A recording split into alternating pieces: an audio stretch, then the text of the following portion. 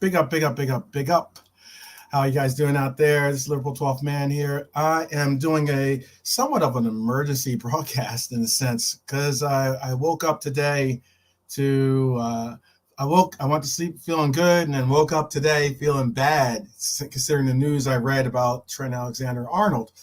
It is certainly troubling to see that our talisman right back slash inverted halfback, however you want to reference him as, is apparently injured, and that is not good. I'm not happy to see that at all. What it's looking like is that it looks like he's hyperextended his knee. So with that, we're looking at scrambling somewhat to find out what we're going to be doing when it comes dealing with right back coverage. It's going to be very interesting to see how and who and what we do for that. Big up One Man Army LFC. Good to see you, brother. Definitely. Word. Okay, I got you. I like it. One Man Army, for sure. I like that. I like the name. I like the name change, brother. Yeah, you know what? I understand what you're saying. A one-man army here at LFC is saying it's going to be basically what we're going to probably end up seeing is we're going to see Bradley step in for 2 games, 3 max. He's suggesting. It's a good question of where and how many games we're going to actually end up missing him, because I know that fortunately for us, we have the Fulham game and then we have a break, so therefore we won't be seeing a Premier League match for the weekend, which is definitely going to be better for us. Let me see if I can get this up there for you. And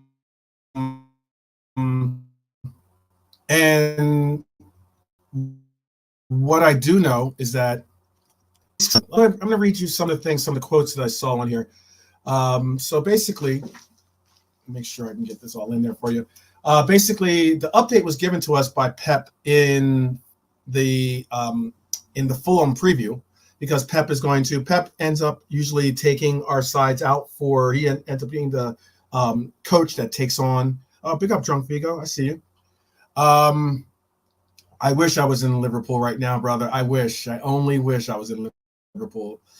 But what I was saying is Pep usually handles maybe Drunk. Drunk Vigo. I think he's talking to you, One Man Army. I definitely think he's talking to you. When you have a situation like we have, Pep usually is the coach that takes out the cup teams, at least the League Cup teams for that matter. Big up, John Conway. I see you, brother. If you're just tuning in, or if you watch this on the replay, obviously you understand by the description. But what the primary reason why I wanted to do this before, and I pushed my preview. I was going to do a preview today, but I'm going to do the preview before the match, our full match tomorrow. I am an American Scouser. For sure, I am. What I was going to say is, I take that as a compliment, by the way, too. Pep Linders, though, sat down at the press conference and was basically going over a lot of what he was talking about was, some of the injuries that we're seeing. Good luck, Drunk Vigo, and getting me on with Hussam. That'd be a very interesting discussion, to say the least. That'd be a very interesting discussion. I would love to be able to interact with all the content creators out there. I support them all. You know how it is. I do, One Man Army. I definitely do. I'm already calling the place, or let me say, the Crown Public House. I'm already calling it my local boozer. So that's good. What I wanted to get into is all right, so first off, let me get into some of the quotes of what Pep Linders had to say. He was basically saying, first of all, some not that good news. Trent has hyperextended his knee during the last game. That's what Pep Linders had to say. So he has a little tear in the lateral ligament of his knee, and he will need time to recover. He had a scan, and he will be out for a few weeks. Some are saying at least 3 weeks. We'll see. That's my interjection. So let's see after that, Pep Lijnders says. He also goes on to say he will get some rest, and then hopefully he can come back to where he was. It's troubling because you know what? We rely so heavily on Trent for a lot of the production that in creation that we necessarily benefit from. Certainly so.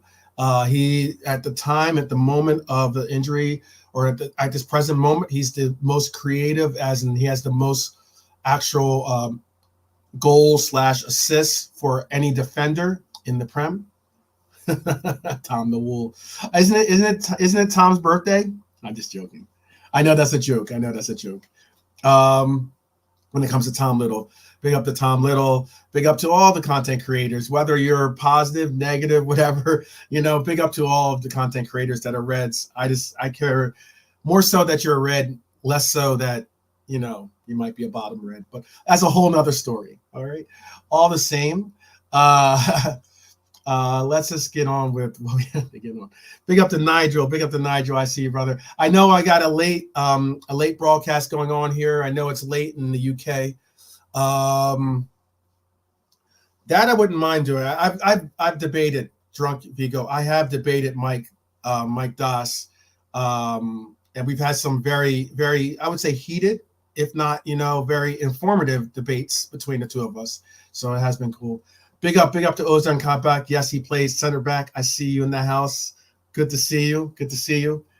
What I'm getting into today is just basically going over what Pep Lijnders had to say about our generational talent, Trent Alexander-Arnold, and also about what could be slightly of a concern for me, or concern for all of us, I should say, which is our mounting list of injuries for this team. I know so because when I do my reviews or player reviews and stuff like that. All right, cool. Then drunk Vigo, definitely. DM me in my Twitter. My Twitter's on here, the Reds 12th man, excuse me. You can find me on Instagram. Somewhat. I don't really do Instagram that much, but you can definitely find me on YouTube or Twitter or X, whatever you want to reference it as. What's up? I see you, Lucky16. But yeah, Drunk Vigo, definitely. If you can set something up or hook something up, make it happen, brother. I'm always down for interacting and expanding it all, expanding the supporter base as well. We definitely have to support each other. That's what it comes down to, in my opinion. But so this is also what Pep Lijnders had to go on to say. He goes on and says, look, it is a big blow as he was one of our most important players, even in bad spells. He was the one putting the balls. I'm going to drop a pause in there for him. Where he needed the difference, Lijnders went on to say. Because this guy was decisive in all the games and was the one who created constantly from deep and gave the team a high level of flexibility. We have to find solutions. Where do we find these solutions that he's speaking of? Without Trent involved in this matchup going forward, I wasn't expecting him to be in the full matchup anyway, to be honest with you. I'm hoping and it's a promising sign that Virgil is back in practice. There's no guarantee that he'll be starting either. But I was hoping to see that. It's very troubling because, once you really look at it, it's something that has been mentioned. What was very interesting to me, at least, is that out of the five-member leadership council that we have, which is Alisson, Robbo, Mo, Trent, and Virgil. Virgil's just coming back from an illness. Trent, obviously, I just spoke about his 3 week, at least 3 weeks, if not more, if not less, hopefully less. Rest, rehab, and whatever they're going to do to get it better, procedure with his knee. And this, as they're calling it, a left ligament tear, lateral ligament tear, excuse me. And then you have also Robbo out for a relatively experience or extended time. And then you have Mo away for AFCON. Those are 4 influential players, obviously, all not necessarily available or haven't been available for at the moment. Now, albeit, yes, I get that Virgil might be available for this weekend or for this Wednesday matchup. I hope that he is. I certainly hope that he is. It's always good to see our captain back. But it's going to be an interesting pathway to finding solutions for us, to be honest with you. I think you're right. You know what? I'll give you a little spoiler alert for my preview, actually, and that is that I think what we're seeing, One Man Army speaking on it too, and I do agree with you, Drunk Vigo. I think that the purple kit. I like the purple kit personally. I know it's there's been some split appreciations for the kit, to say the least, but I personally do like the purple. I like purple in general. Purple's a royal color, so that's why I like purple, and I like it. I call it I call it the purple rain kit, basically. But what One Man Army is saying here is they have Nat and Owen Beck and Bradley to come on and give the Stars a rest to close out the games. And he's saying, well, Bradley will be starting. I think that possibly now Connor Bradley is a definitive shout. I can understand that shout.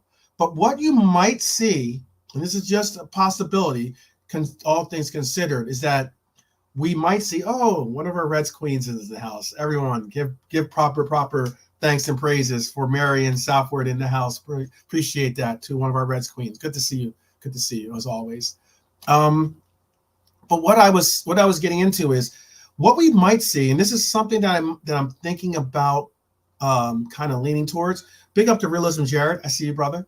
How do you guys feel about possibly? And I know we've seen some good some good output from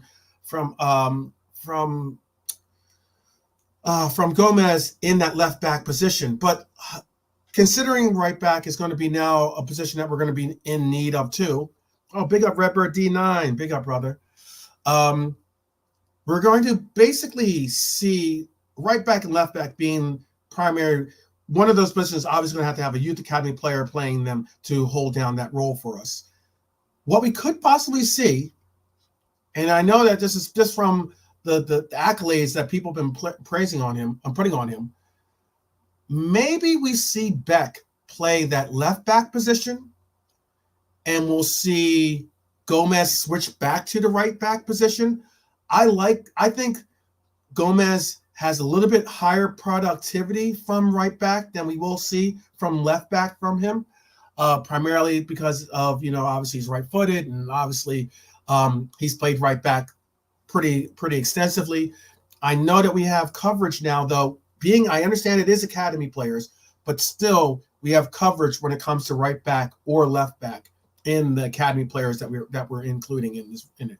Look, I don't want to go forward with academy players and relying on just them to have brilliant performances, to have exceptional levels that we've seen from some of our academy players. That's certainly so. But that is a lot of pressure to be putting on our academy players to put them into roles where, hey, let's go and let's make sure that you play well in a semifinal, much less a Premier League game, that we will be embarking on. So let me make sure. I hear my phone ringing in my pocket.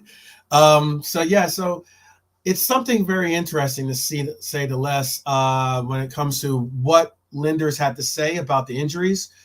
Certainly the injury for Trent, because like he mentioned it himself, he said we have many weapons, so there is no no one irreplaceable here. And that's an interesting comment right there. He's basically saying, look, next man up mentality. It's what I preference this as well as this episode as being the next man up mentality has to be present on this club right now, especially now when we're facing players away for AFCON, players away for the Asian Cup, we're facing illnesses because we're in this flu season when it comes to obviously towards the winter months. We're looking at injuries, whether players are in long-term injuries that are out for long-term injury, like Joel Matip, or we're looking at injuries that aren't necessarily definitely not career-ending injuries, but injuries that are long-term injuries or somewhat long-term injuries in the sense of shoulder, collar. How to have two players from your left back both have collarbone injuries is one of those things where it's just like, what's the universe doing with us? They're fucking with our emotions, messing with our emotions. Excuse my language. But yes, I feel you. Take your vitamins. Oh no, trust me. I don't even know. I might have the package on me. I don't know if I have a package on me. I normally, trust me, I definitely consume. Make sure that I get my fruits and vegetables in. I do. I have a product actually that I have that I make sure that I have in my everyday walk of life. I take this thing called Juice Plus, which is like basically it's like consolidated food. Basically, it's actual food, and I consume that routinely, regularly, every day. It helps keep me basically sufficient. Also, you know what? I like to drink the Acai as well. I like the Acai. I don't know if you guys mess with the Acai. I like Acai and dragon fruit. Putting you guys all onto my nutritional supplements here, or the things I like to snack or dine on here. But yeah, I'll have to have an episode on the Juice Plus episode or something like that pretty soon, because it's something that you guys should be consuming in your life, certainly if you have the opportunity to. But getting back to what we're saying, since we are in this general hospital version of this episode, he said, Pep Linders went on to go to say, hey, Mo goes away, Thiago steps up. If the best players are not there and you play really well the second half against Arsenal, then that's a really good sign. And that's what we've always done. We are missing 3 core players from our leadership. He should have said 4 technically, but I get that Virgil is technically back on the grounds right now. But he went on to say, we're missing 3 core players from our leadership group, Robbo, Trent, Mo. So there's a blow, of course, pause. But we know we have to find solutions without Trent as well. But again, the squad has so much talent, so much power. And as long as counter-pressing is there, everything else is replaceable. Notice how he mentioned the word counter-press as being essential to everything that we are. It's pretty noticeable as to the reason why we've seen a massive difference, in my opinion, when it comes to our performances, is because of just that statement. Our counter press has been pretty exceptional lately. Obviously, we're going to have to adjust somewhat. I don't know if we're going to play an inverted role. Big up to Convo and UFC. Corvo, I said Convo. Corvo, my bad, Corvo. Corvo is a much beloved guest and friend, and obviously he represents Newcastle, but all the same, this is a forum for not only Reds. Obviously it's a Red sanctuary, but it's certainly a forum open to neutrals and rivals alike. You're welcome to share. Big up to Brian. Big up to Brian out in Ireland, one of Ireland's finest. I see you, Brian. We're going over some of the things, Brian, and Corvo and Realism Jared and Marion and Drunk Vigo and One Man Army. A lot of people out in tuning in today. We're going over what we're dealing with right now, which is a really, really beleaguered, I guess you could say, lineup. I don't even know how else to put it. Like, we have a lot of players here that are on the mend. And I'm going to ask you guys, Give me a 1 if it's concerning, or give me a 2 if you think it's just, we'll get through this. There's nothing to see here. Injuries happen to everyone. We'll get through this. Like, give me a 1 if you think it's a concern. If it's a concern, it's something that we have to address immediately going into the January, like that kind of situation. Or give me a 2 if you think, we'll be all right. We're gonna get through this. And I'm not saying this is a 5 alarm fire type alarm, but I definitely would like to see what you guys are feeling. I'm getting some 2s in there. Okay, so Nigel's saying 2. One Man Army saying a 2. Drunk Vigo's got a 1 on there. He says you got to worry. Okay. Corvo and UFC says I can. Yes, he can relate to the injuries. Trust him on that. I can understand, man. Look, if there's any team that knows what it's like to deal with injuries, especially to very important players, it's Liverpool in the last couple of years, especially. I think the biggest blow to us was when we saw our one of our talismans, Virgil, be taken out by the Jurassic Park dinosaur, which is only known as Pickford. But it's all love to you Everton fans out there. But yeah, Brian, One Man Army says, okay, Brian says a 2. I was wondering where Brian was going to go with it because I know Brian is a realist. He keeps it real all the time. So like, I wanted to definitely hear. I know he wasn't going to give me a red glasses answer. He was going to be distinct and real with his answer. So he says we have a 2-week break. Don't forget.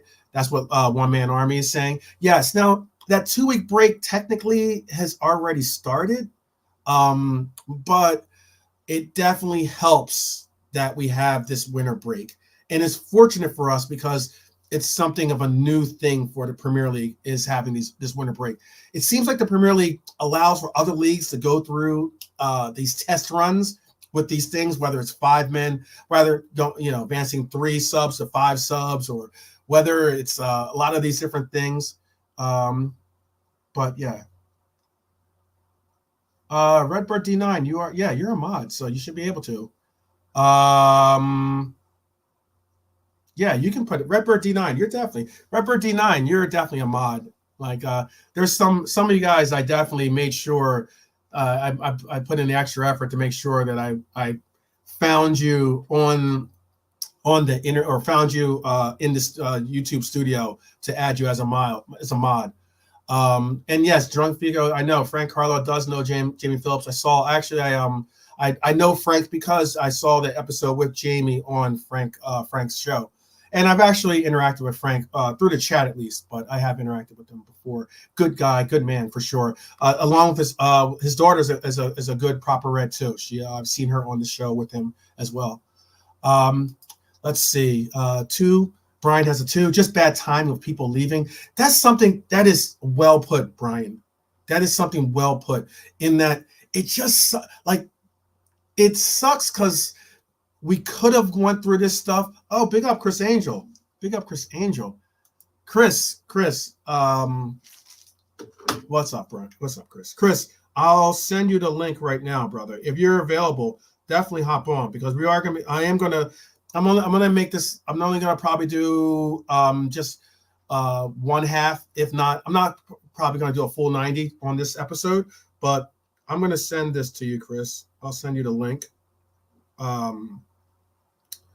Let's see. In that way, you can hop on. But yes, and that is if you're even available, Chris. If you're not available, don't worry. I won't have to start. I won't send it. Let's see. What else are we saying? Looking for the link for you, Chris. I don't think you're under Bayesian Angel.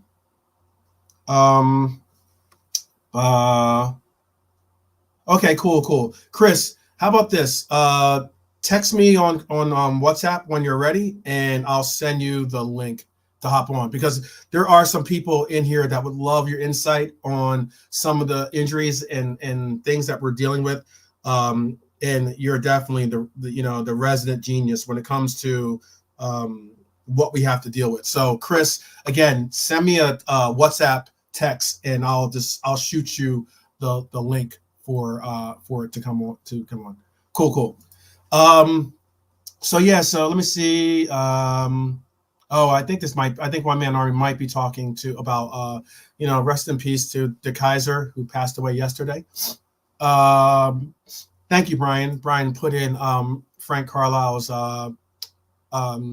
link in case you guys want to subscribe. Definitely check out. Frank has some really cool panels that he puts together, and also he's well tenured as a Scouser and as being someone that has some really distinct links with the club over in Liverpool. Yes, I agree. Corvo, he should be for ours too, but Chris is getting a shout for being the medical team, head of the medical team for Newcastle. He could be the medical team for either one of our teams to be possibly a better situation. Yes, Basic Flowers is a good guy. He has a lot of knowledge himself, very knowledgeable person, and I enjoy the dialogue that he brings to the forums. But big up to Basic Flowers if he watches this on the replay, or I don't think he's in the chat, but if he watches on the replay. Big up to Realism Jared too as well.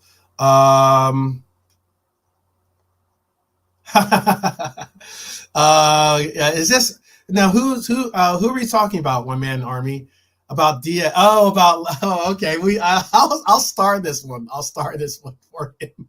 I know exactly who you're talking about. Put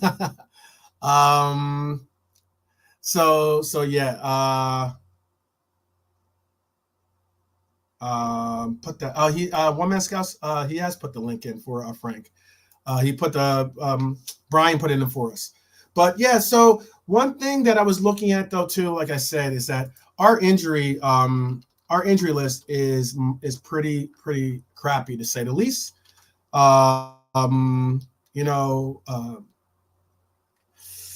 It's one of those situations for me at least that, again, I look at our injury list and like it's one of those things. Okay, hold on. I'm going to Chris Angel is ready to join us. So we're gonna be having Chris jump on here in a second with me. But yeah, definitely get your notepads out. I'm going to give you, so these are the updates that I have from officially from Liverpool, the Liverpool website, obviously, as of from January 9th.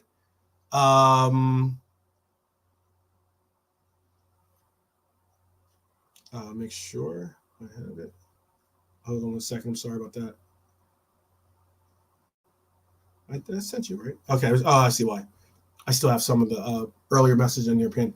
Yeah, Chris is going to be jumping on here pretty soon, but hopefully Chris can hear what I have to say. So these are the injuries so far for us. So injuries as of January 9th, Thiago and Stefan. So Bashetic and Thiago are both injured. Obviously, it's saying Thiago has been sidelined. It's going to be sad to hear how long he's been sidelined because we're almost up to a calendar year.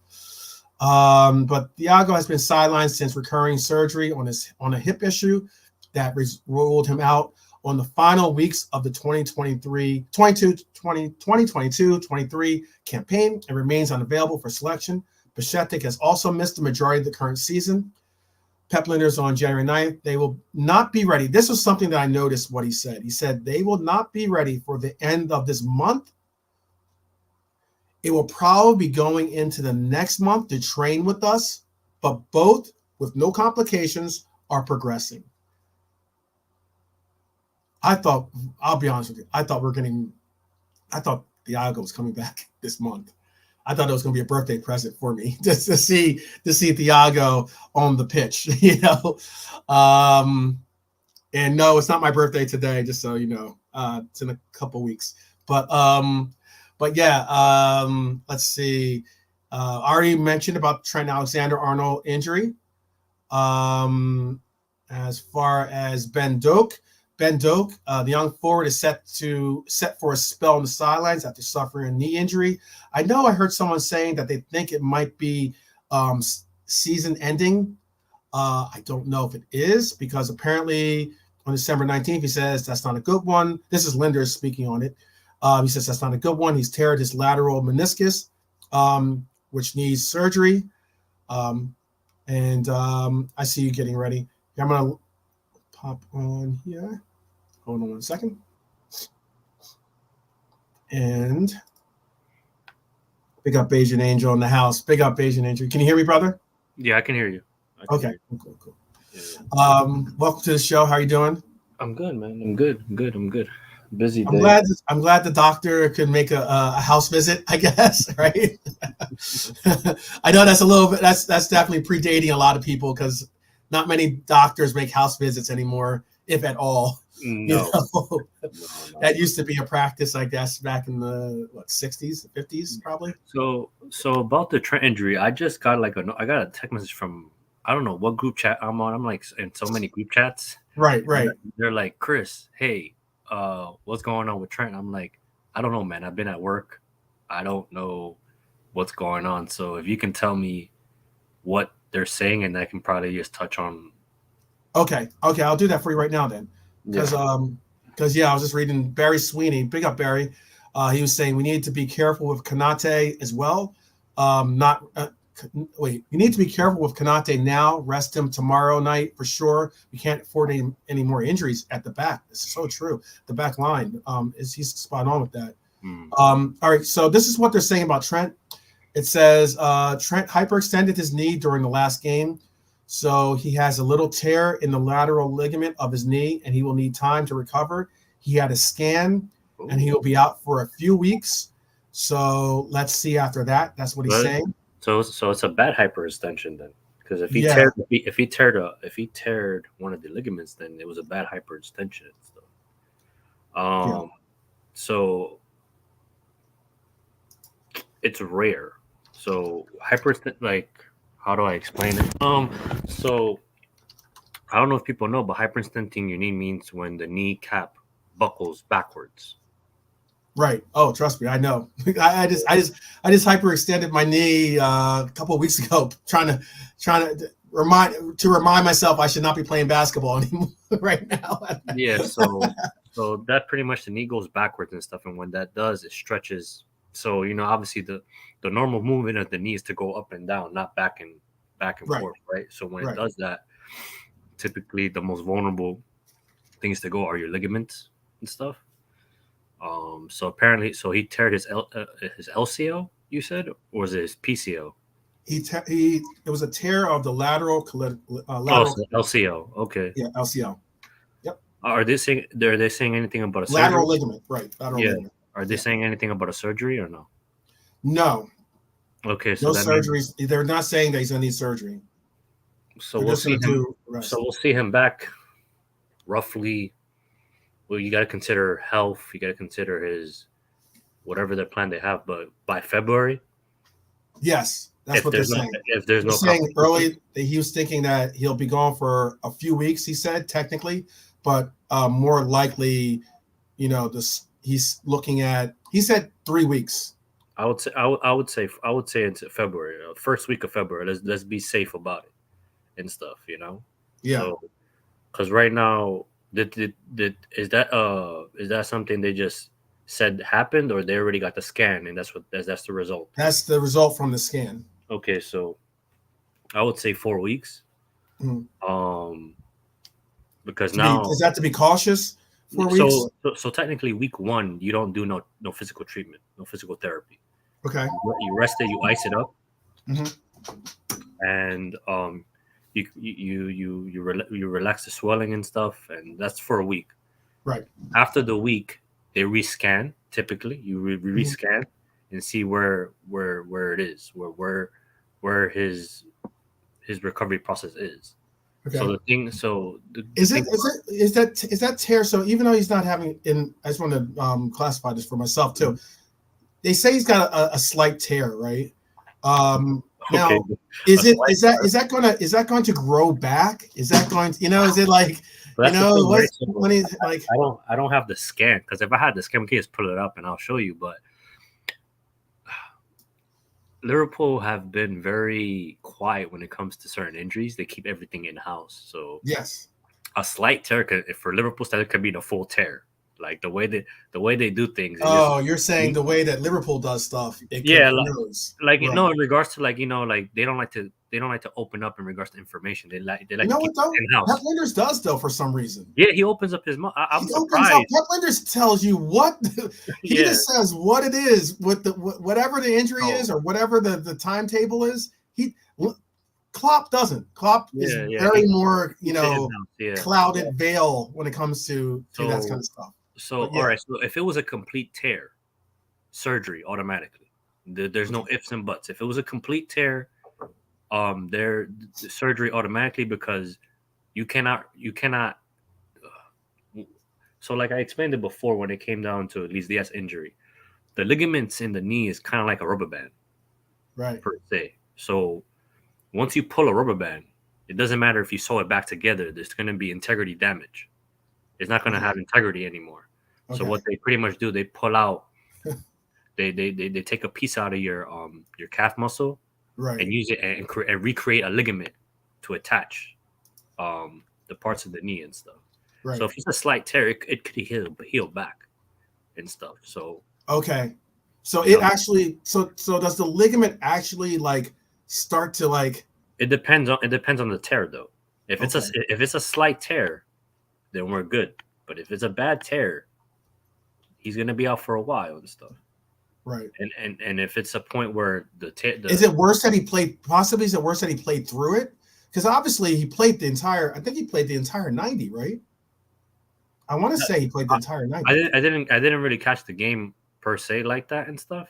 Let me double. I think he did play the whole 90 because I don't think if he played the full 90, because he got pushed into the midfield. He didn't get subbed out. Yeah, I'm almost positive he played the full 90. So I'll double check. So that's an issue, like because like it's very rare to hyperextend your knee in rare cases, right? And then it causes damage to the other ligaments. Mm-hmm. So he probably hyperextended his knee and kept pushing forward, which caused more damage on the ligaments and stuff. Oh, okay. So maybe that was like that caused it. That might have actually caused it to. So the hyperextension probably disrupt the integrity of the knee, and you keep playing on. Obviously, honestly, I want to say it's neglection because I can't really blame anyone. But like if anyone's played sport, adrenaline hits you. Yeah, you can play through that. And you don't feel. You feel trust me, I hyperextended my knee in the first like 10 minutes of just shooting around before like and then we had a full 5-on-5 going and I was like, all right, I'm just gonna run through this. If I stop now, I know it'll get swollen, it'll get or it'll get it'll get like it'll really, if I sit it'll get worse. So I'm just gonna play through it and I end up playing like 3 games. Yeah, that's crazy. But the thing is that too, like I'm surprised because I know throughout the game, I didn't no one spoke about Trent getting injured or being tackled bad or. It was apparently it was the Martinelli exchange that apparently did it. Okay. He had an exchange with Martinelli, and it was one of those where like someone said that he might have gotten it looked like he gave up on the play somewhat. Like some people say that Trent sometimes tunes in and tunes out when it comes to defense. It was one of those things where that was maybe one of the times they quote unquote tuned out. But he ended up obviously that's when he did it. And I guess that's the reason why he tuned out. He was actually concentrating on something else. Like I said, adrenaline is one hell of a drug. People don't. The mind is so powerful, man. I don't want to get into the anatomy of the brain, but yeah, man, that's one hell of a. Yeah. Arsenal likes injuring our players, by the way. I don't want to get into conspiracy, man. I'm not doing that right now. But I think not to wish wish bad on anyone or whatever. But I think the injury came in the right time for Trent. If he was gonna be injured, it was the right time. We have 2 weeks off. So for me, he'll be back. Oh, that's how he did it. So this is what listen to Rose and Jared saying. He said they said he crashed into the advertising boards, and that's how he did it. Oh, crashing. It's possible. Is it possible if you crash it? Yeah, I guess. Because you know how like those boards are in front of you. Maybe he was trying to like stop and like that kind of Yeah, like and the knee buckled back. Yeah, Yeah, exactly. yeah. It's possible. It's a possibility. But like I said, like we're looking at. But he did play a full 90, Yes. 90 plus, as Yeah. KJSJ7 said. He So played like 90 plus. So like I said, right? So he should like that's the thing. A lot of players will get adrenaline will hit them and then they want to keep playing even though they probably feel a little something here and a little nickel there. So he probably he was trying to do good, but he did bad for himself and stuff. But yeah, so if it's a slight tear, he'll be fine. Like I said, first week of February, I would suggest the latest maybe mid February, but it's not too bad and stuff. Okay. It's not too bad. So If something on our radar, but not something that we should say, oh, when he gets back, that should be something that we focus in on. Because obviously, when he comes back, players are going to definitely try to, whichever leg it is, they're going to try to press him going in that direction to put, Yeah, exactly. So. Exactly. But I think we'll be fine because I think if I'm correct as well, Robertson and Tsimikas seem to be coming back this month as well, later in the month. So, which is amazing. How's that even possible? So I honestly, I think they diagnosed Tsimikas wrong. Oh wow. That's just me. I'm not like. You think that's not just a broken collarbone? You're out for a while. There's no surgery. Right. I mean, how can you analyze that wrong? It's called an X-ray. Like how can you look at the X-ray, you see the break. I'm telling you. I'm telling you, I deal with all type of injuries. I deal with mutilations because I work for obviously a veteran hospital and stuff. Sure. So I've seen craziness, and for all my years of working, there is no surgery. There is nothing you can do with a collarbone that can fix it. It has to heal naturally, and typically it's about 3 to 4 months. So they maybe I just don't know. Like I don't know. Unless Tsimikas is on some new type of stem cell treatment, or he's an alien or something, then yeah, like. But I'm glad he's back though. So yeah. And it's going to be basically. He mentioned in the interview. He mentioned also Robbo's return as well is imminent as well. Yeah. I read that as well. I just read that now and stuff. So it's looking good, and I'm hearing as well. Thiago and Basetic will be back by around the ending of February. See, now that's interesting. I thought they were supposed to be back, like. But but 12 months. That's what I'm saying. Like the Thiago situation really bothers me. It really gets me flustered.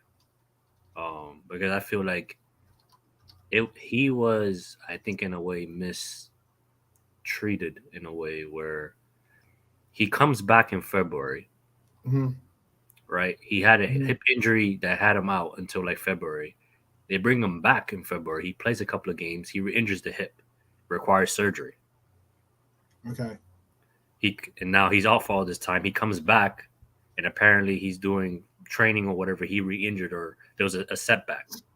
Yeah, because just like Ozan's saying right here, they keep pushing the Thiago and Basetic out 1 month. Well, because we were supposed to see him as early as the end of November, possibly December. For Thiago, yeah. And then it was, okay, we're going to see him right towards he was going to return right around the same time as Maka did, towards the end of December, early January. Now we're talking about, as you're saying so far as well, we're not even going to see him at the end of January, which is what I thought we're going to see him, see both of them for. Now we're talking about February. Look, it is a concern, the fact that we've waited so long for both these players. Is it a concern that I'm willing to just give up on them? No. Utilize them. We have them under contract. I say make the most of them while we have them under contract. Exactly. It's simple as that. But Basetic, I understand his issues though. His issues, he's had an adductor injury, which is going to cause him issues long term. He's growing, so mostly athletes between the age of like 16 to 21, they have that issue. So That's just natural. Like the body's getting used to the growth. They're getting used to the muscles. And Oh stuff. wow. So, Here's two real quick for you. I'm sorry. This Realism Jarvis had to retract that. He said it happened in the 67th minute and 68th minute. Let's just put it that way. And he played obviously he played the full 90. So he played a good practically half hour on a hyperextended knee, basically. Yeah. So that's probably just like you said. Well, that's the thing. That makes sense. I just find stuff to be weird because like I'm not saying I'm the best physician in the world or I'm the best at what I do in the field, but like after you're in my field for so long, you can notice things by just how people walk. Mm-hmm. So it's like I don't know. I don't want to get too deep into it, but it's just something I feel like if you are fully trained in the art of medical in the medical field, you can see it based on how the person walks. Right. Okay. You know, like you can see if he has a hitch in his step, basically. Yeah, exactly. Or like you can like you can tell if someone's flat-footed or not flat-footed. Yeah. By the way they walk and stuff. Like, but whatever. But at the end of the day, like it doesn't. The players are going to be back. All our players should be back by February, so we're good. Like it's not. I think that's a good thing. Yeah. Not to be too negative or whatever, but it's you also realize so the matches that they possibly, if they're not back by the beginning of February, these are our matches coming up. So we have Fulham, obviously the FA Cup, right, or English Football League. I'm saying Apple, you know, that's I say Millub, you know, anyway. So we have the League Cup against Fulham tomorrow, but then we have Bournemouth at Bournemouth on the 21st. Then we have Fulham, which is the return fixture for the League Cup. Wait, why is that a thing? Like, why is there two legs in the semifinal? Why is that? That's just the League Cup is unique. I can say that. Okay. The way that they have it created is unique. They're trying to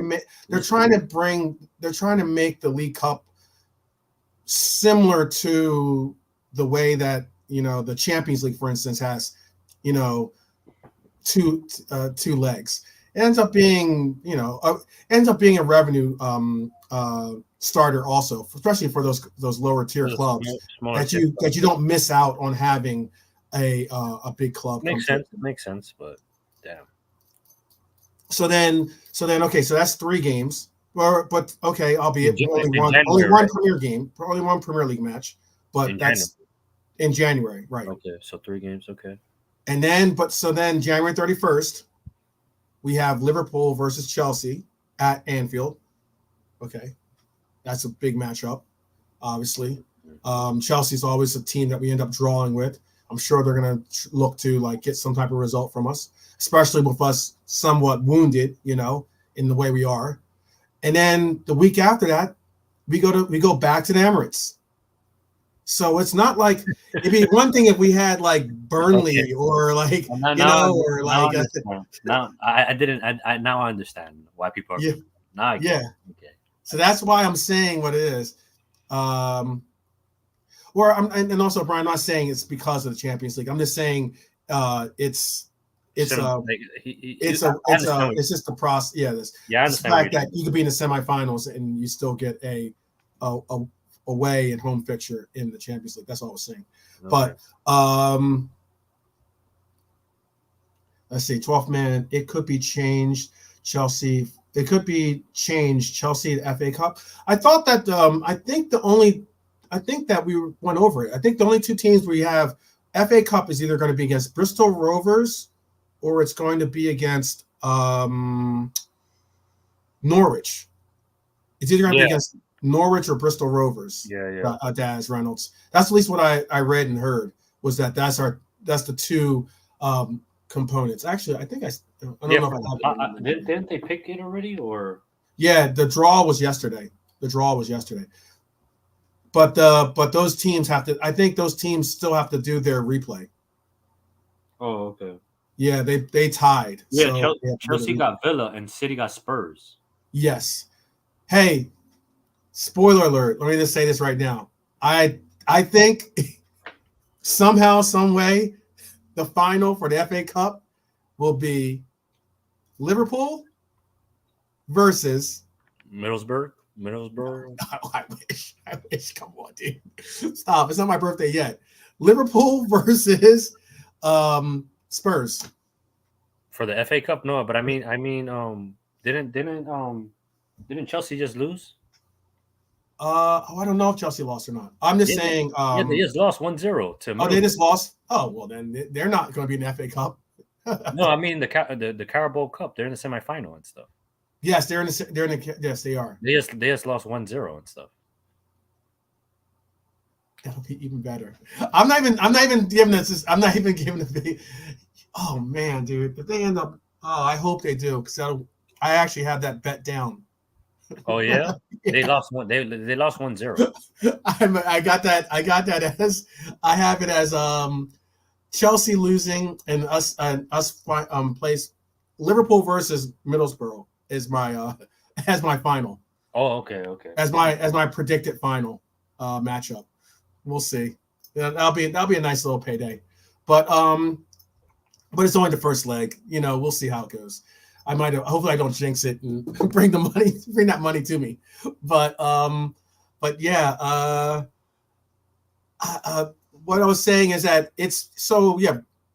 Arsenal on the 4th, and then we have Burnley at home on the 10th, and then we have Brentford at Brentford on the 17th, and then we have Luton. We got Brentford too. It's a bogey team. So we have a bunch of teams. That run isn't an easy run. I mean, the Burnley game, it is what it is. I get that. It's at Anfield. I get it. That's all well and good. But again, working my way back from we have Brentford on the 17th of February. 10th is Burnley at home. Then we have Arsenal away. Liverpool. We have Chelsea home. And then we have Fulham, Bournemouth, and Fulham. That's working our way to it. So it's interesting match spread that we have in front of us, where I'm really interested to hear these availability things. I mean, I'll go through again some of these other players. So, for instance, Simicast. 12th man, I'm gonna be right back. Okay. Oh, okay. I'm gonna jump out. I'll be right back. Okay. I'll wait for you to come. I'll tell you later. I'll tell them later, guys. I was going to tell them I'll wait to give the injury update, the further injury updates with Simicast. So I have an injury update with Simicast. I have an injury update for Dominic, obviously for Robbo as well. We all know the situation with Joel Matip. That's not something that we're expecting, or there's no time scale placed on him. That's a season-ending injury. I know with Doak, this is somewhat promising because, like I said, I know there were reports out there that it was an injury, a season-ending injury. I don't think that they haven't necessarily clarified if it is going to be season-ending or not for Doak. They still look like they're somewhat hopeful because on December 19th, Pep always giving us the 411. Pep says that's not a good one, obviously referring to Ben Doak's injury. He's torn his lateral meniscus, which needs surgery. This will take a little longer. He is young. He's a fit guy. He's a positive guy. So for sure, he will come back stronger, and we need him to come back with the same fire he has, with the same. I'm gonna give a pause here. With the same fire he has with the ball, how he was. He can take time, and he will wait, and we will wait for him. So I'm taking it. It might be that. Daz Reynolds, the news that I reported on Trent is this: Trent is out for at least a couple of weeks. It is a hyperextended knee, and it is a slight tear. He says a little tear, to be exact. He says it's a little tear in the lateral ligament of his knee, and he will need time to recover. They're looking at he said 3 weeks. Our resident specialist, Mr. Angel, is saying 4 weeks. We should look for him to be included in the rosters and the lineups. that's something that is somewhat troubling. I'm just gonna be honest, like as in, there's just certain players you don't want to see get injured. You don't want to see any player get injured. Keep in mind, I'm not saying I want to see someone get injured. That's stupid. But there's certain players you can deal with, you can kind of cope with, you can get through. And then there's other players that are just, it's one of those like, you got to just sit down and take a deep breath,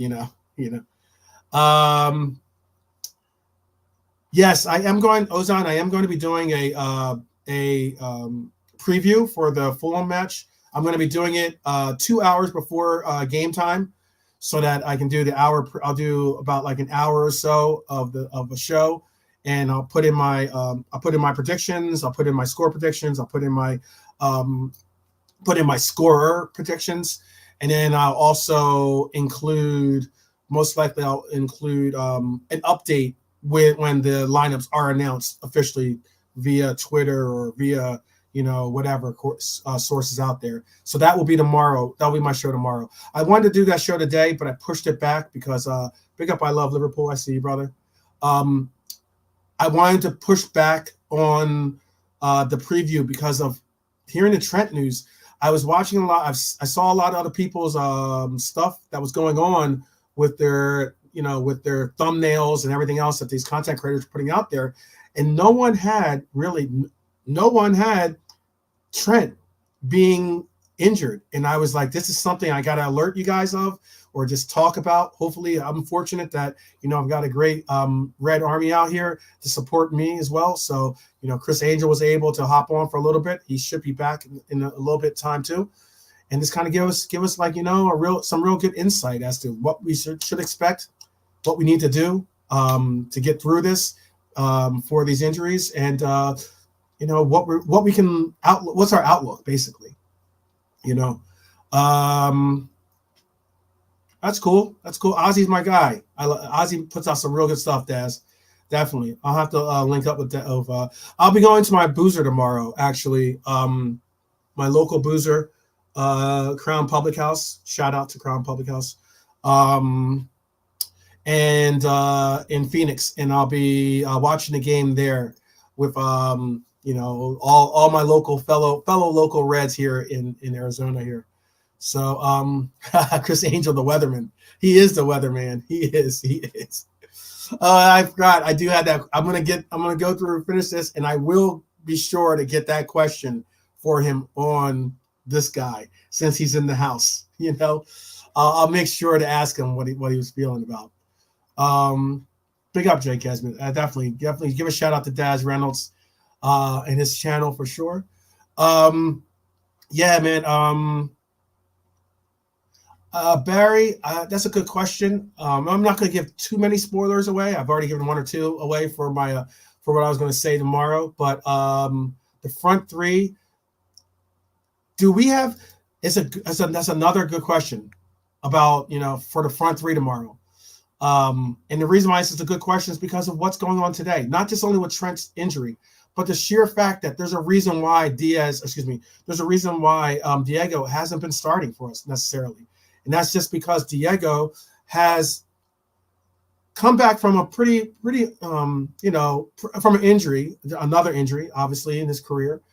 We don't like to see him get injured, but Diego being injured and just recently been back into the flow of getting on training pitch and working his fitness back up to the levels that we needed at. I don't know if we play him as I'll throw this out there real quick. Do you play Diego as a starter tomorrow, or do you keep him as an impact sub? That's my question. Real quick, because I know Bayesian Angel will be jumping back on here in a few minutes here. But what do we see it as? Do you start? Because I understand, you have to know what his fitness levels are and everything else. I know what we've seen from Diego so far has been certainly similar to the kind of impact sub that we get from like an Elliott, for instance. But my biggest question is, do we press Diego into a starting role, possibly before he is match fit, ready to do a full 90. And you're taking away that impact sub that we got from him, obviously. But my question is that, do you start Diego tomorrow? Or do you show some precaution and obviously he's obviously going to be on the bench, or do you hold off, utilize him as that impact sub, that 65th minute, maybe if necessary. And I don't even necessarily want to see him hopefully by the 65th minute, we don't even have to utilize Diego's talents. But do you utilize him as that 65th, 75th minute, Courtney Neary. Yes. Yeah. That's funny. Sweet talker. Yeah. We'll see about that. So Daz Reynolds is saying, start him. Okay. How are you guys feeling? Barry, do you start him? Drunk Vigo, do you start Diego tomorrow? Realism Jared, one man army. I love Liverpool. Jay Kismet. Brian, Marion, do you guys start Diego tomorrow? Is Diego a priority start tomorrow? So far, Daz says start him. KJ, okay, so let's see. Daz Reynolds is saying start him. Okay. KJ SJ7 is saying use Darwin as a super sub for tomorrow. He needs rest. That's another concern, KJ. That's certainly, you're right about that, man. Like, we've been playing. We've been fortunate to have a front line that we had 5 formidable starters. Obviously, Mo is a guaranteed starter out of that 5. But with Mo going off to AFCON and with Diego trying to get his fitness back, that leaves us with Cody and obviously Diego being in that role would be nice. Diaz is now in this place where, do you play him left wing? Do you put him as a right wing now? I mean, we saw him do well as a right wing for us. Shout out to Ensman. We saw something I supported as well, something I was like mulling out there too. But I give props where props are due, which is like, Ensman said it himself. We haven't seen him really in that right wing. I did correct him in saying that we have seen him in that right wing for Liverpool once at least.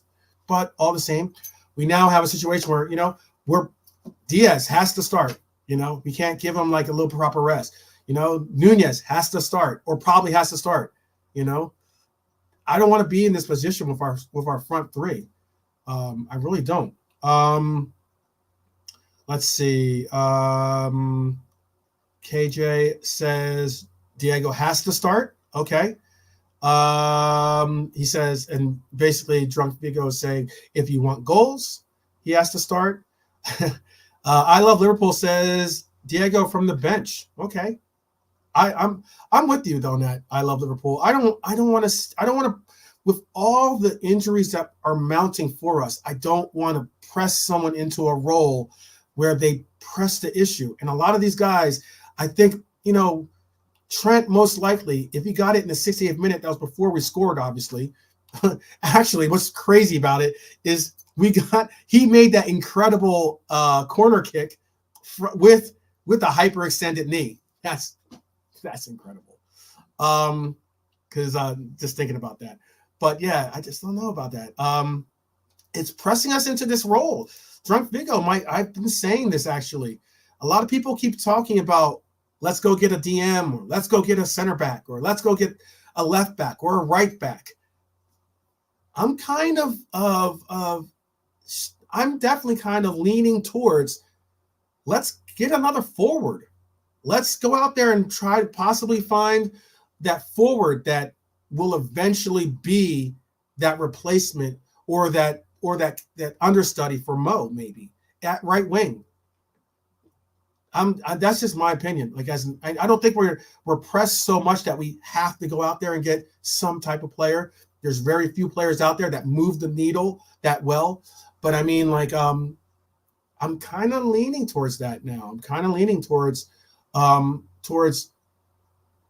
maybe our forward concern, or maybe bringing another forward is something that we do, or, and this is just a question. This is a question to the chat as well, and to Patient Angel now, who's rejoining us. Do we now say to ourselves, okay, obviously we don't have the resources of Doak right now. We don't have Mo in our lineup. Okay, cool. But are we going to see Kai Gordon more featured on our bench and utilize him as a right wing option? Are we going to play? And again, Bayesian Angel, we had a question for you earlier. I think I started. Yeah, I started. I had a question for you. It's from One Man Army. He wanted to know, do you still want Diaz sold? He wanted to ask you that question.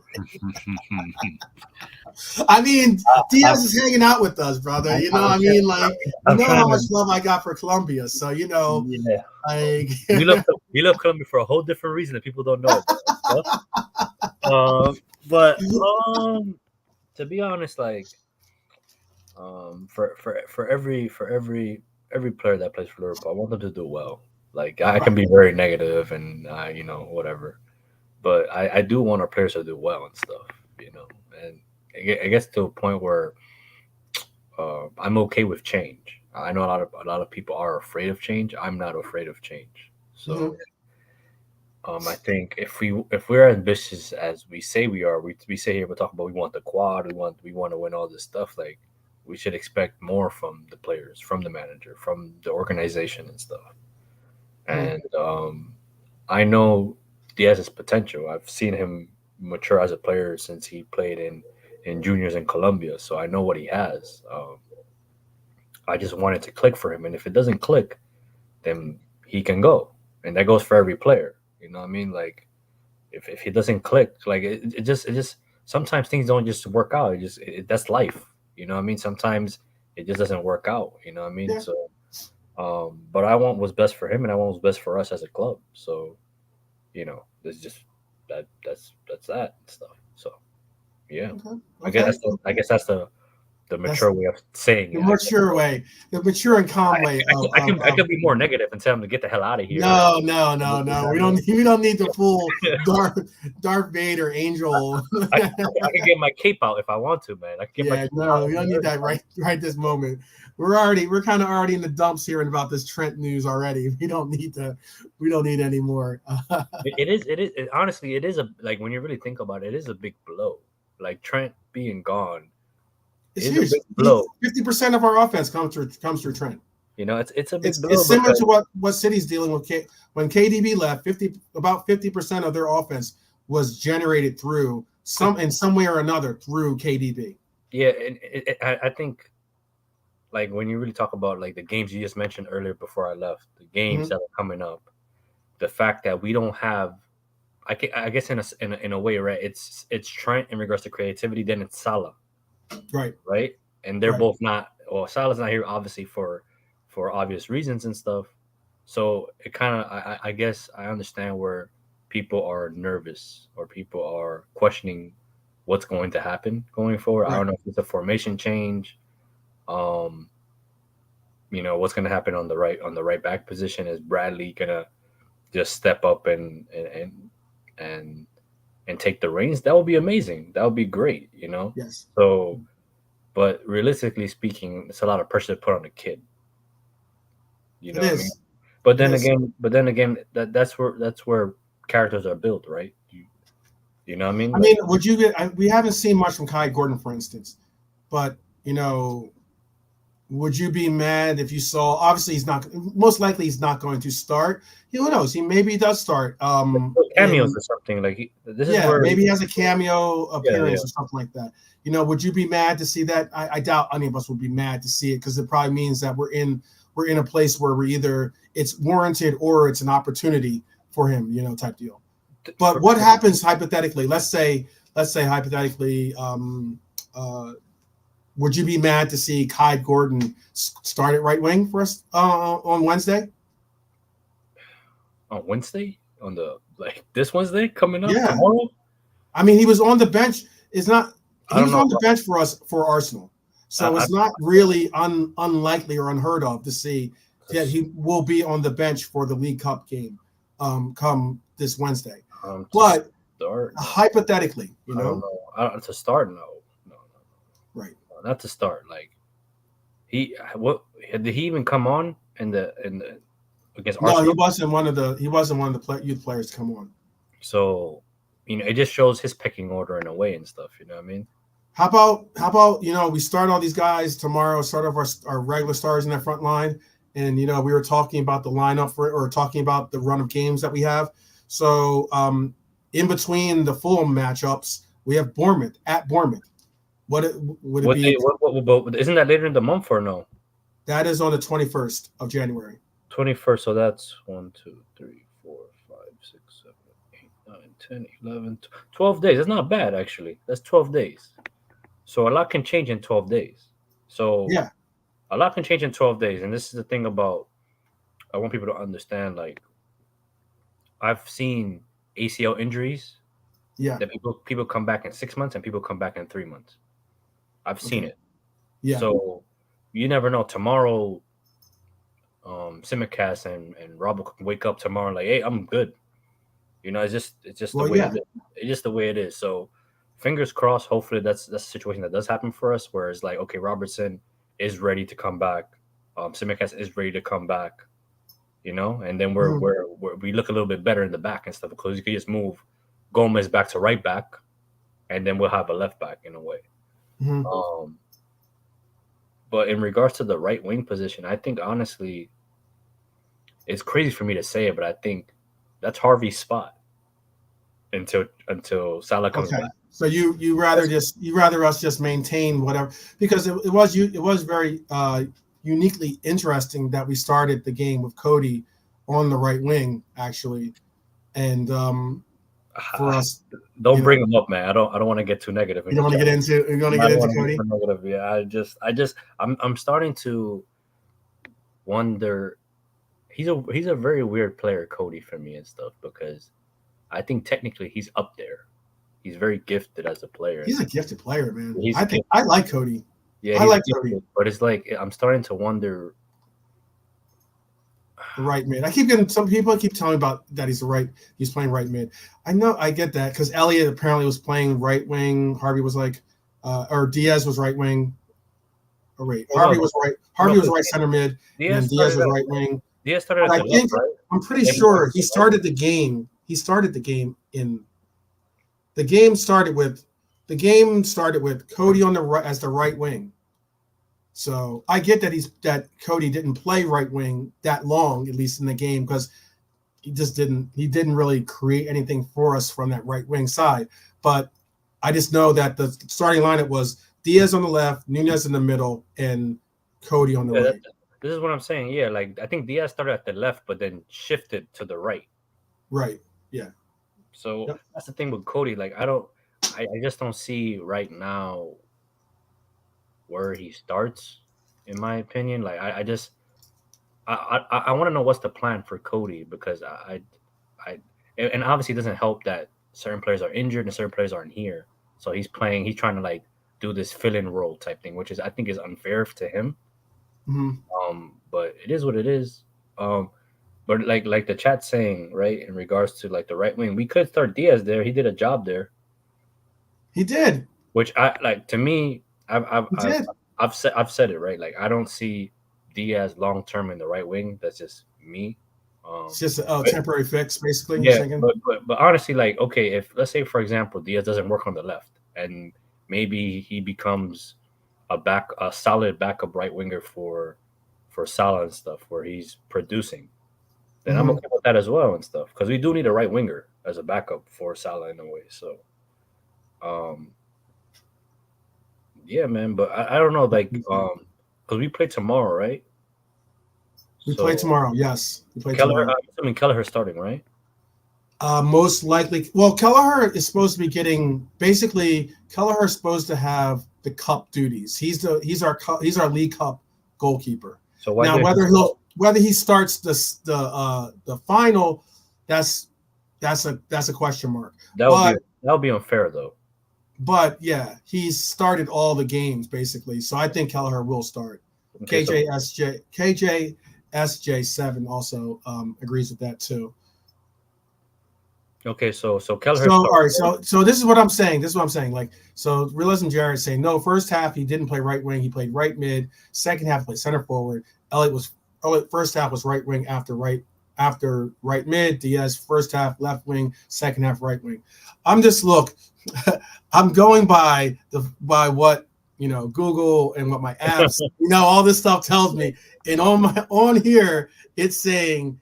It's basically, I mean, see, you won't be able to see because it's got the green on it. Because the glare and stuff. Yeah, but it says the front line of left wing Diaz, Nunez middle, Cody right wing. But it goes to show you also, and this is just my interpretation, it goes to show you also it's extremely difficult to say where these people are actually playing. Because despite the fact that we're saying, oh, yeah, Cody's playing here or Harvey's playing here, they're all over. They're all over the pitch. Like there's times when I saw Nunez playing right wing. There's times when I saw obviously Diaz playing right wing. There's times when Nunez is playing left wing. There's obviously times when Nunez is playing central. Like it's sometimes I'm not trying to debate people over where and what positions they played per se. Considering that's the case, we play a total football concept of this game now with a very heavy Pep Linders, influence. We play a total football concept. Hey man, I know you don't necessarily like you Pep can't mention that name, man. People are gonna start rioting, man. I know, right?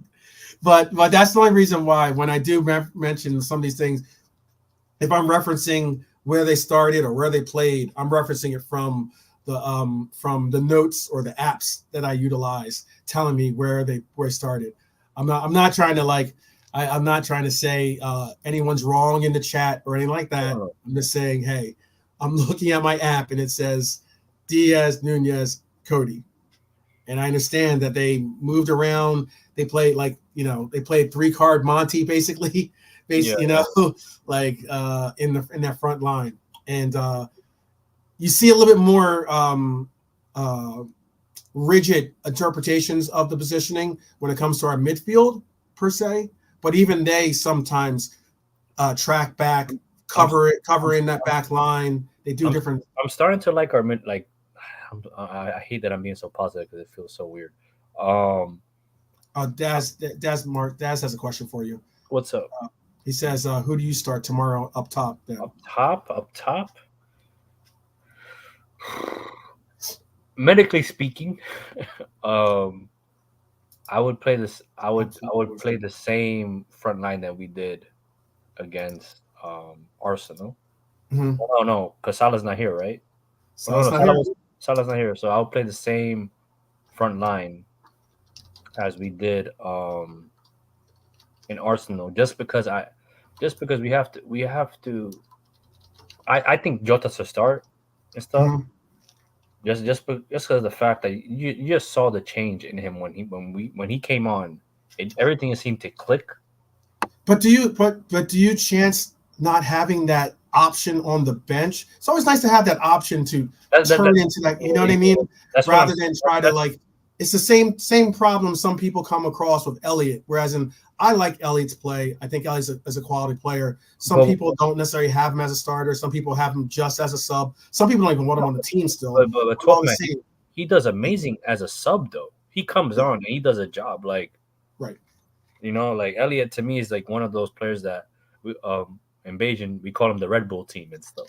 The second phase that come on and they just have wings from the gate. Yeah, they just come on and they do a job. And Elliott's one of those players that just come on and he does his thing, But I would start.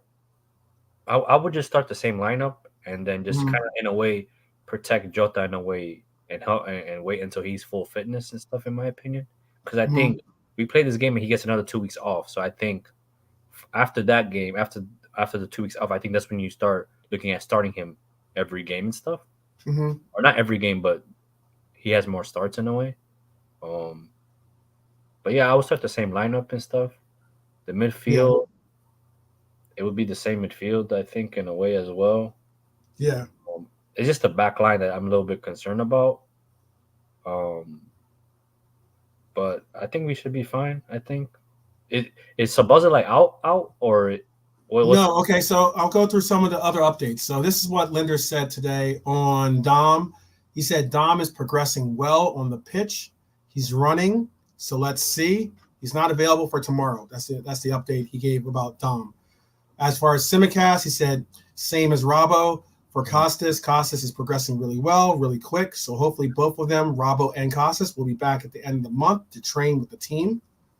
And then they also said, that's on Rabo.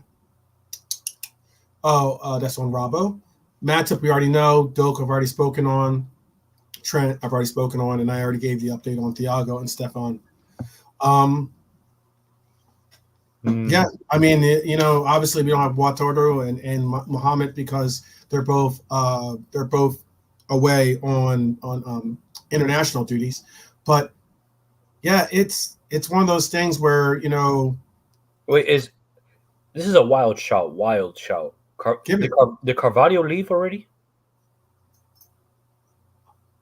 I don't think so.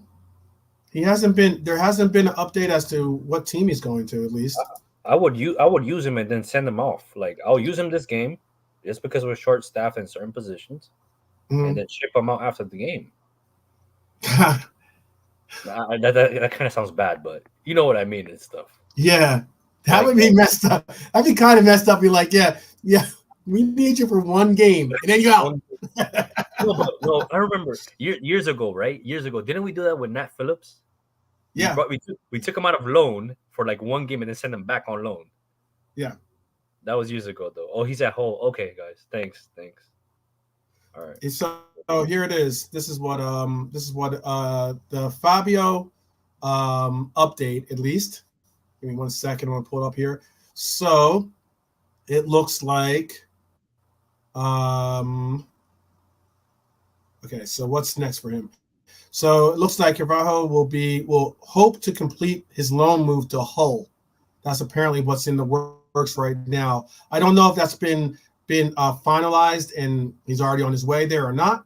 But yes, which kind of sucks for Fabio is that he was on a championship team in Fulham, and then to help them regain Premier level status, and then have to go back down to a championship team again in Hull. I'm confused of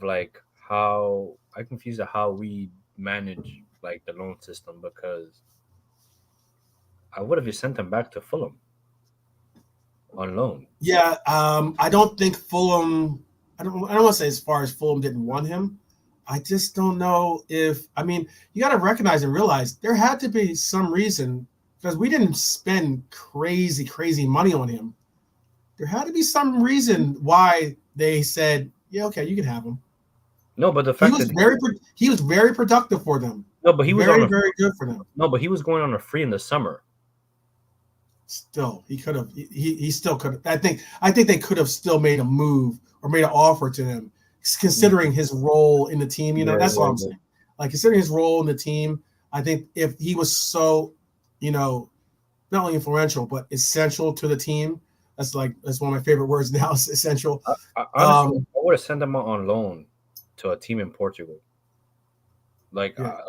Just like a team like Porto, a team like Sporting, a team like Benfica or whatever, like a team that's in some type of European competition to just develop, man. And we have a good relationship with Porto, do we not? Why not send them out there and stuff, and send them away from what he knows. Like right now, you know what? I think that'd be a great move for him, to be honest with you. Yeah, exactly. Like this is a thing. Maybe even send them to I don't know, Sporting CP or something like that. Exactly. Exactly. And not only and tenure it with us getting Inacio or something like that, or or making like you're being greedy now. Now you're being greedy. Yeah, I am being a little greedy. I That is me being greedy. That's my football. That's me, football manager. I can tend to be a little bit like a little greedy with my football manager mindset.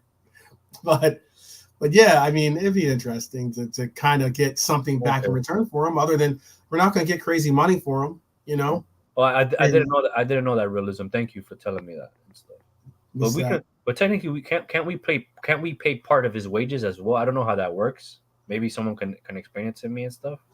Oh, okay. He's saying that like a Porto or like a Portuguese club can't afford his wages. But we can pay. I mean, like that'd be. I don't know. Like, because it's the same reason why. Who was that? I'm trying to think of what his name was too. There was a guy that we were linked with early in the year, but he ended up resigning for Porto. And hold on, let me pull it. I can just tell you who it is if I see the lineup.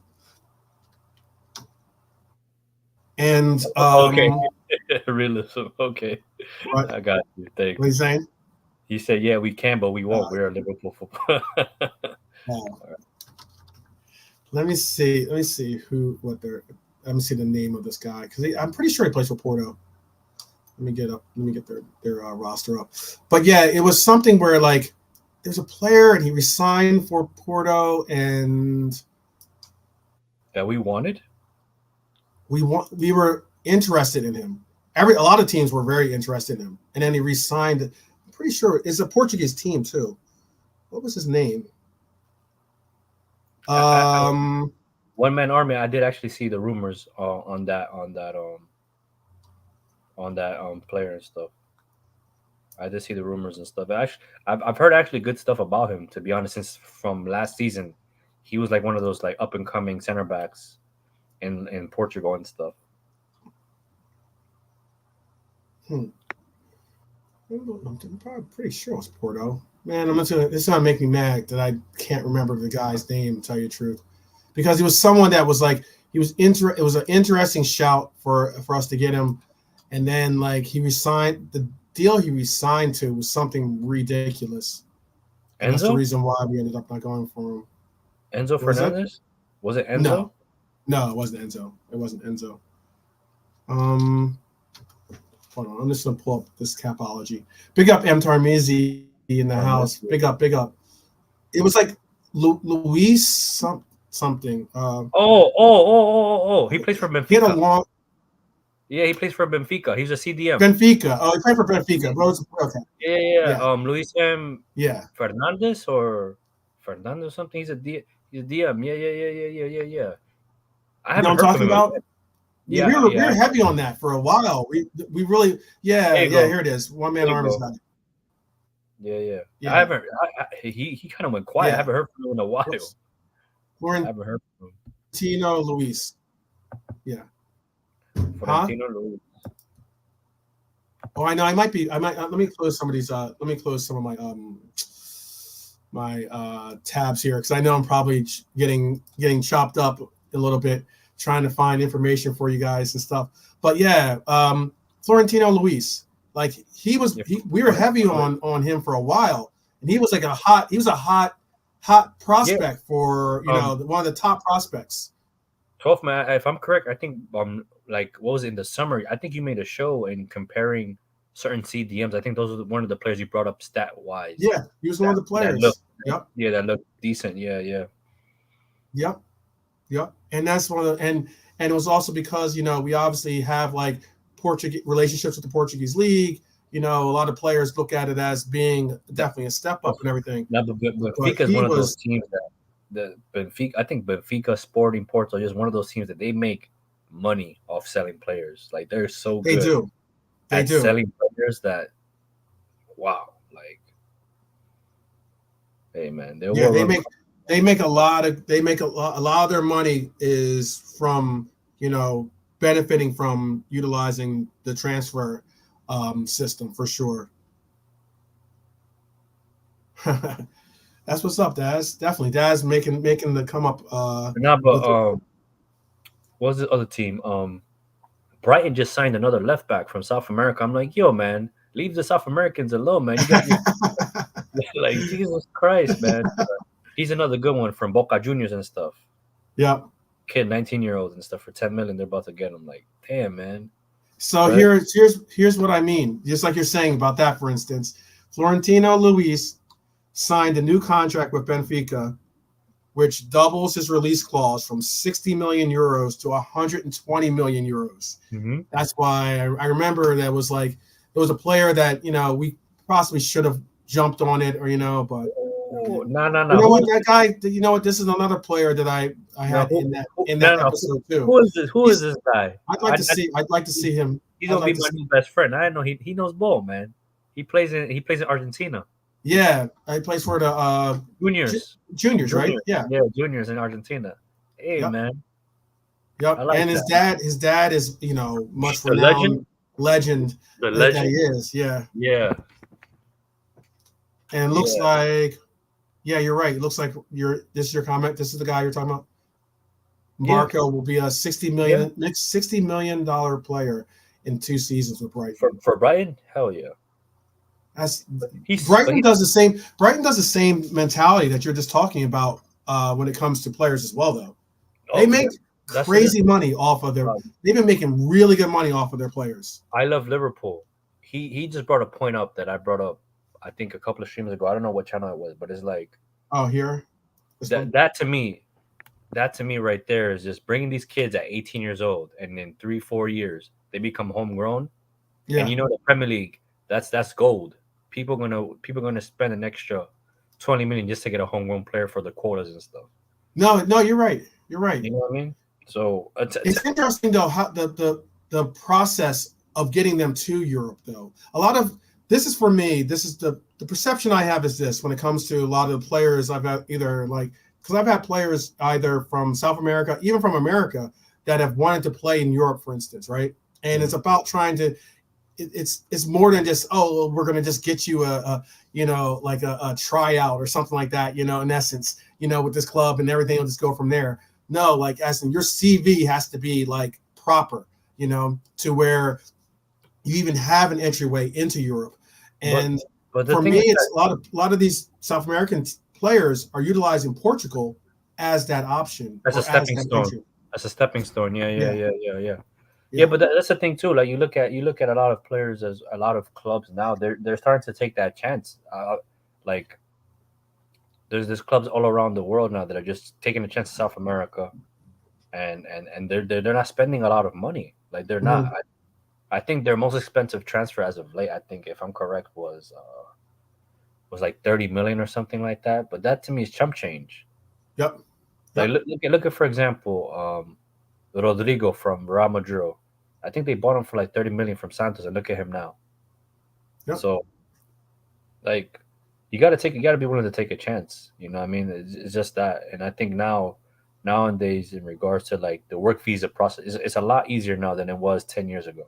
Yes, it is. Really is. Like, we still have players now that we signed 5-6 years ago that don't have a work visa and they can't play for the club. We have I don't know if you guys remember and stuff. We signed Anderson Arroyo, Colombian right back. Okay. We sent him out on loan for the past 5 years. He can't get a visa. Oh, really? Now he's not getting enough playing time, and he doesn't qualify. He's not being called for the national team, so he can't get a visa and stuff. Right. So eventually, that national team, if he was playing for the national team, he would get it easily. It's a different story. You'll get it easily. Yeah, exactly. So, but then it's going to get to the point where we won't even have a chance to play him, because it's going to get to a point where we're going to move past his level. He's going to get a visa, and then we're going to sell him. And then, so. I just think that the visa thing, this is why I love Liverpool says, it is a more complicated thing that people sometimes conceptualize. They think that, hey, there's a player out in South America that's a great player, a really good player. Oh, let's go get him. There's a lot more involved. It depends. It honestly just depends, because I like read up on it. It depends on how many games you play a year. If you're if your team's in the Copa Libertadores or the Copa Sudamericana, right. Games have been played there, because it's certain tiers. It's like Exactly. certain tiers bring up like points and stuff. Exactly. Yeah. You need 12 points. Yep. And stuff. So like the Copa Libertadores is the Champions League of South America, Mm-hmm. and then the Copa Sudamericana is the Europa League of South America. So Yep. if you have a certain amount of views and stuff, then yeah, and then if you play for like the U21s of your nation, kind of helps as well. So Mm-hmm. yeah, but that's not our job, man. That's the club's job to figure that stuff out, man, and bring these talents in, man. So Yeah, it I continuously say when it comes to Liverpool, at least, because I mean everyone has their own vision for where they want to, what and how they want to run their clubs and such.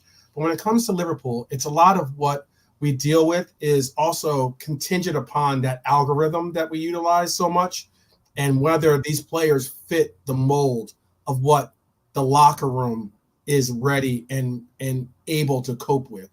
You know, like you have to have players there. Like for instance, I remember I was looking at this Anthony guy play, right? Who now plays for Manchester United, obviously, and you look at his play style, or you look at how well he did in the Dutch league, you know, and you look at what he's was possible or was looking to do in Brazil. Like you're looking at this player and you're saying, wow, there's a player there. There's a player. But do you want to bring Anthony to the locker room to disrupt it? It's very similar to like, and I'll tell Quasi to hold his earmuffs, Quasi, earmuffs. And also Matt too from Coppish, earmuffs, okay? Do you want to bring a Kylian Mbappe to Liverpool if Kylian Mbappe does not have a Liverpool mentality? I'm going to ask you that one more time. Do you bring Kylian Mbappe to Liverpool if Kylian Mbappe does not have a Liverpool mentality? If he's going to be a problem in the locker room, if he's going to start picking and choosing when he wants to play, who he wants in the starting lineup, who he even wants in the locker room with him, like all these different distractions. Do you want that?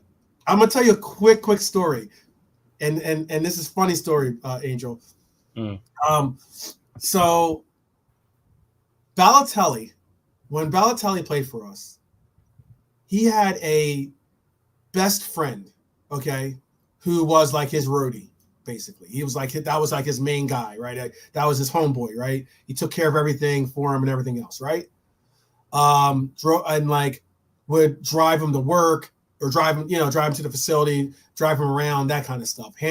Go get him. Like for instance, Balotelli is such a head case, and this is Balotelli, who's one of my beloved players. I wouldn't say he's like my favorite player, but he's one of my favorite players, I guess you could say.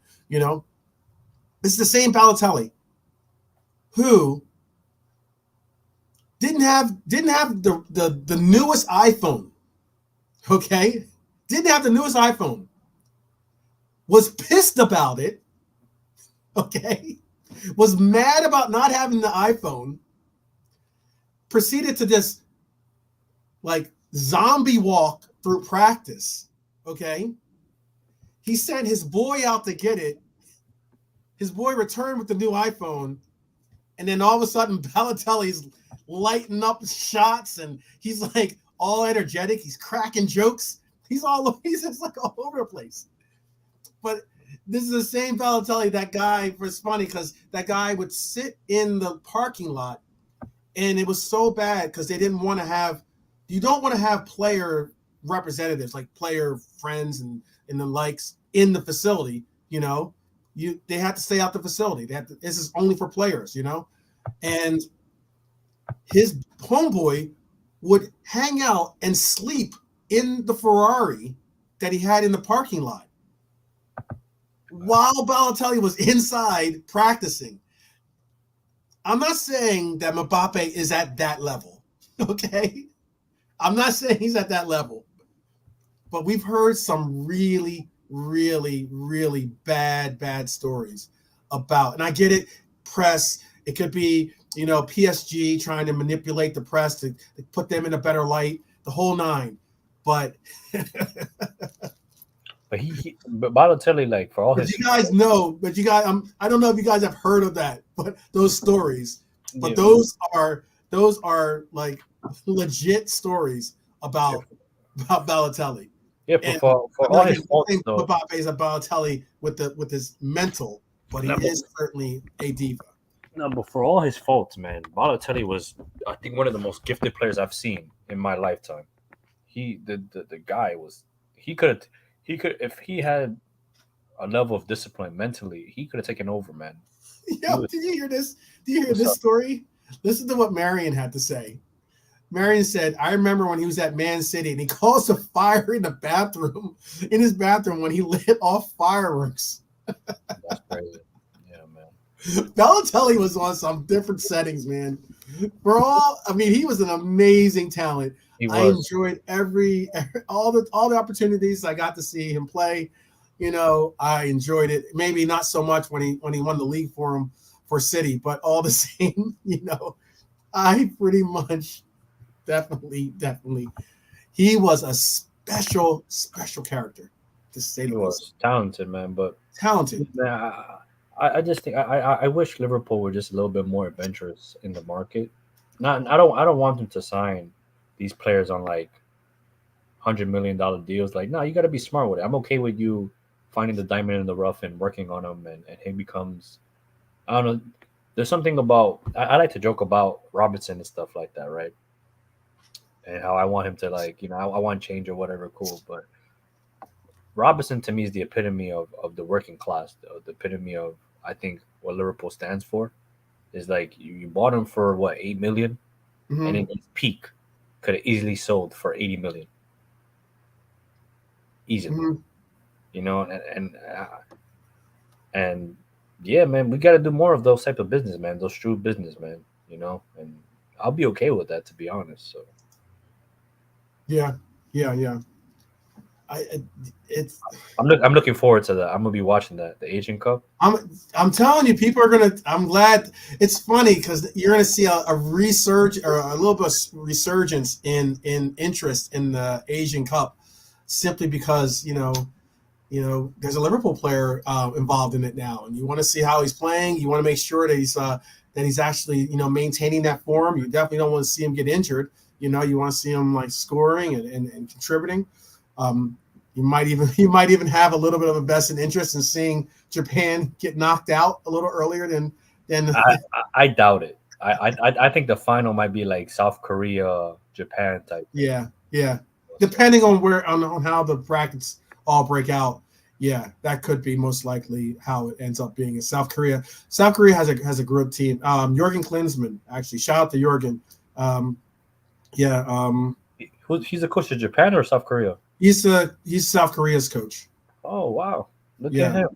yeah. He's a despite what some people do say about him, he's a nice guy actually. He's a very nice guy. I've met him multiple times. He's a very I've met him great. as well. I met him as well. Yeah, I met him. He's a nice guy. Cool guy. Obviously speaks English. Fluent. So like I said, you can have conversations with him. He understands that he is a walking icon in essence. So he doesn't let it go to his head somewhat that he doesn't engage with people. So I enjoy that. I He's enjoy that kind of person. cool peoples, man. Like, Yeah, I mean, we have a walking icon right here in Bayesian Angel himself. oh my god. No. So it is what it is. I have, Do I have, I have another Colombian icon here, so I brought you on. think? Um, do you think we'll dip in the market this month? I do not. I don't think so either. I know a lot of fans want to.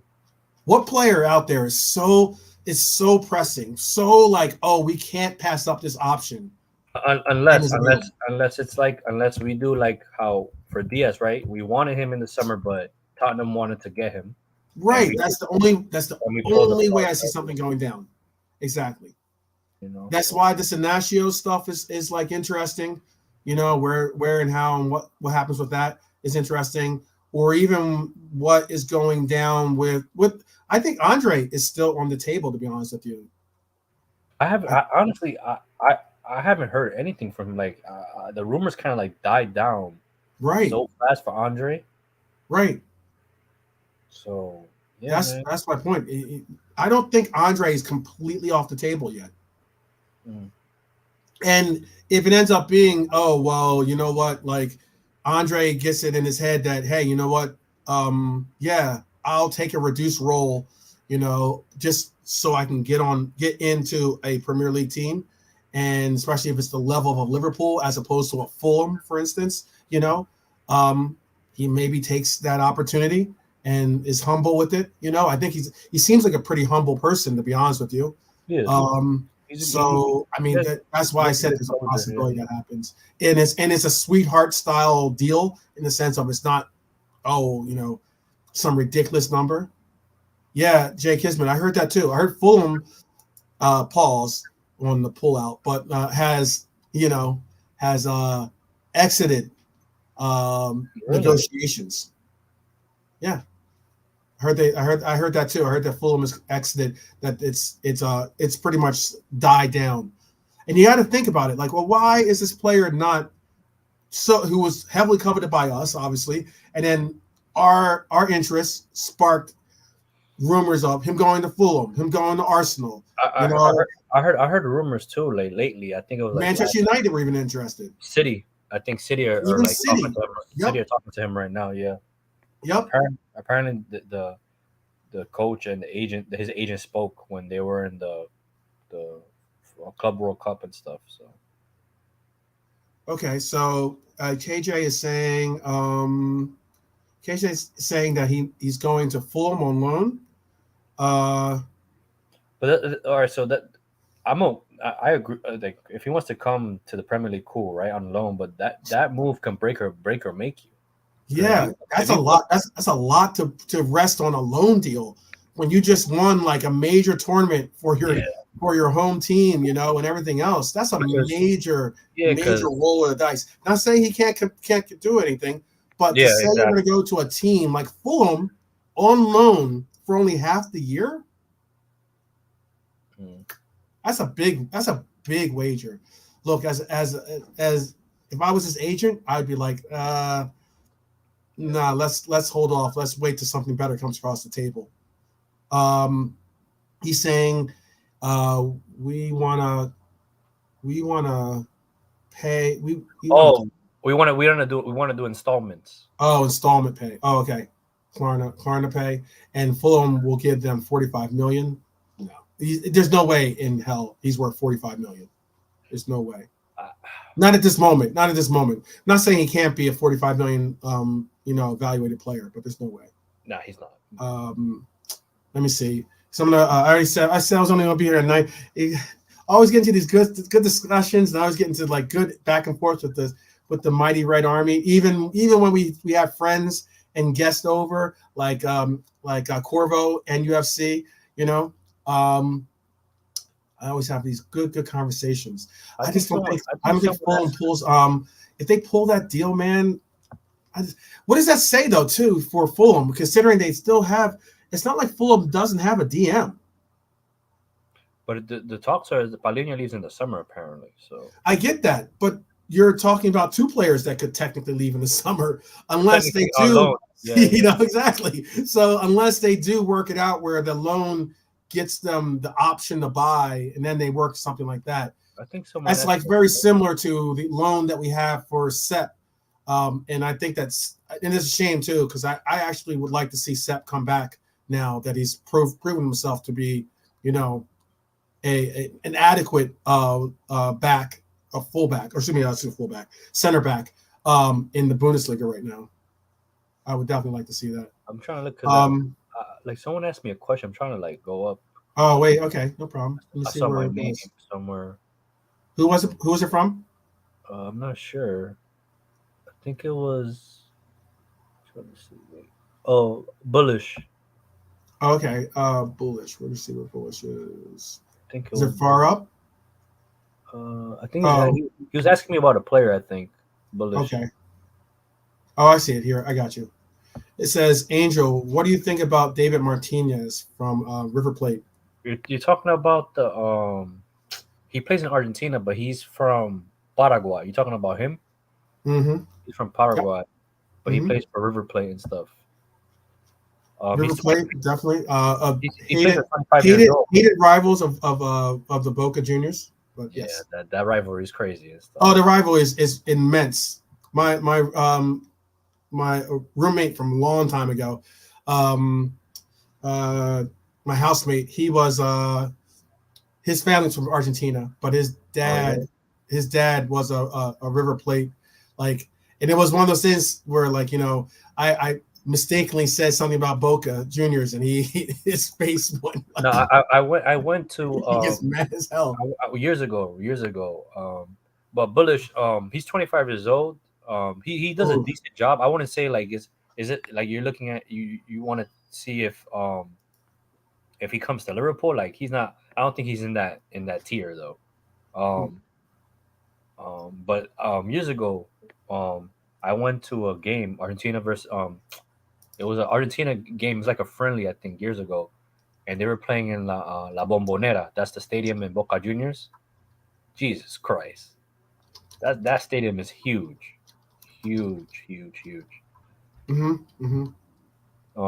Let's see, Chris Angel, how much of Saudi money would it get you to be on Newcastle's medical team? Yeah, you guys need more than me. You need Jesus Christ over there too. Yeah, you guys, even the medical staff is injured over there, man. Jesus Christ. Yeah, I don't know. Everyone seems. You know what's crazy is that there's so many that they showed us that said something about how just the hamstrings injuries alone, the increase in hamstring injuries alone, and how much of an increase it was from the previous year or the previous years, you know, and how much of a I could probably answer that.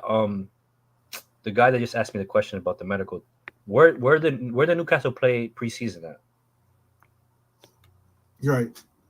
Because if they played preseason in the US like most other teams, if you look at it statistically speaking, artificial turf isn't good on the knees. It isn't good on the legs and stuff.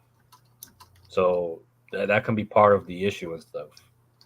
Mm-hmm. Like if you look at this season alone, the amount of ACL injuries that came out of exactly in the States, exactly. So if you look at the amount of ACL injuries that have come out from teams coming to the US for preseason, is astounding. It's crazy. Artificial turf, man, it's not good for your knees, man. No, it's not. You know. What else? I think I saw another. One man army. I asked about Kennedy. Oh, okay, so Kennedy's not Colombian and stuff. Right. He's Ecuadorian. And he's right. He's already a Chelsea player and stuff. They just can't bring him in until the age of 18. But Kennedy, holy Christ, Kennedy is a talent. Like he's good. He's great, man. The kid is great. Like how old is he? I think he's like 18, 17. 18? But the kid right now, he's like the first name on the team sheet for Ecuador and stuff. He's that combination between Is he better than you think he has a better upside than even a Casado? They play two different positions and stuff, but they play together. I'm just saying as in like measure of talent. Technically, yeah. I think Caicedo's the more the robust kind of like destroyer type, and Kennedy's like a graceful 8 and stuff. It's beautiful. Like Kennedy is good, man. Is good.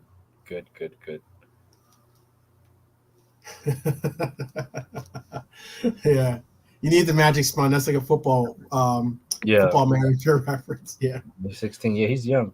You need that, or you need the miracle spray. You know, whenever you see the spray that they used to use whenever someone got injured and they sprayed it, and all of a sudden they could just hop back up and run around. All right, so we're about to land the plane here. I was only going to do 90. I'm already done. I'm closing on 2 hours here now. And there was one other thing I was going to bring up for you on here. Oh, yeah. I saw this. I love Liverpool. I get that you would like to have Kimmich, but you have to have deep pockets if you think you're going to get Kimmich on any team. I don't know. Any I think and I don't mean just for the not for the transfer. I heard the transfer has been reduced. I heard that they're talking about reduced transfer numbers because he wants out of Bayern. But when you have a player already making such incredible numbers, to say to that player, okay, cool, I know you're making, I don't know, hypothetically, I think he makes like 320,000 pounds. That's pounds. he's earned it though. To be honest, like he's been their mainstead for years. Like Mm-hmm. you know. So And and don't get me wrong, I'm not saying that he's not a worthy player. I'm not saying that he's not someone that is like even a good player for that matter. But I mean, I'm gonna pull up their salary. So Joshua Kimmich is making 375,000 euros a week. Jesus Christ. Let me repeat that for you. Currently, Joshua Kimmich is making, and this is verified, like checked, as in this is verified figure for him. Joshua Kimmich makes 375. Tuchel got sacked. Tuchel got sacked. Ooh, if he got sacked, that's big. If Kimmich doesn't move to City, he'll stay at Bayern because Tuchel got sacked. That's big. I didn't see that news. I'll have to definitely double check that. Yeah, what the hell? But listen, for instance, though, I mean, like you guys wonder why Harry Kane is. Okay. You want to know why? And let me put these in. Whoops. Let me do that. Let me put them in. I don't know if I can do it on this one. These are just in euros, so I'll just have to keep in euros for now. I was going to see if I can change it to Great Britain. But for this is just euros. Harry Kane makes 480,000 euros. These are all verified numbers. Harry Kane makes 480,000 euros a week. Manuel Neuer, the goalkeeper, makes 403,000 euros, basically 404,000 euros a week. Jesus Christ. Thomas Muller makes 394,000. I repeat, Thomas Muller makes 394,000 euros a week. Leroy Sané, another name or a name that we've been mentioned with in trying to find a replacement.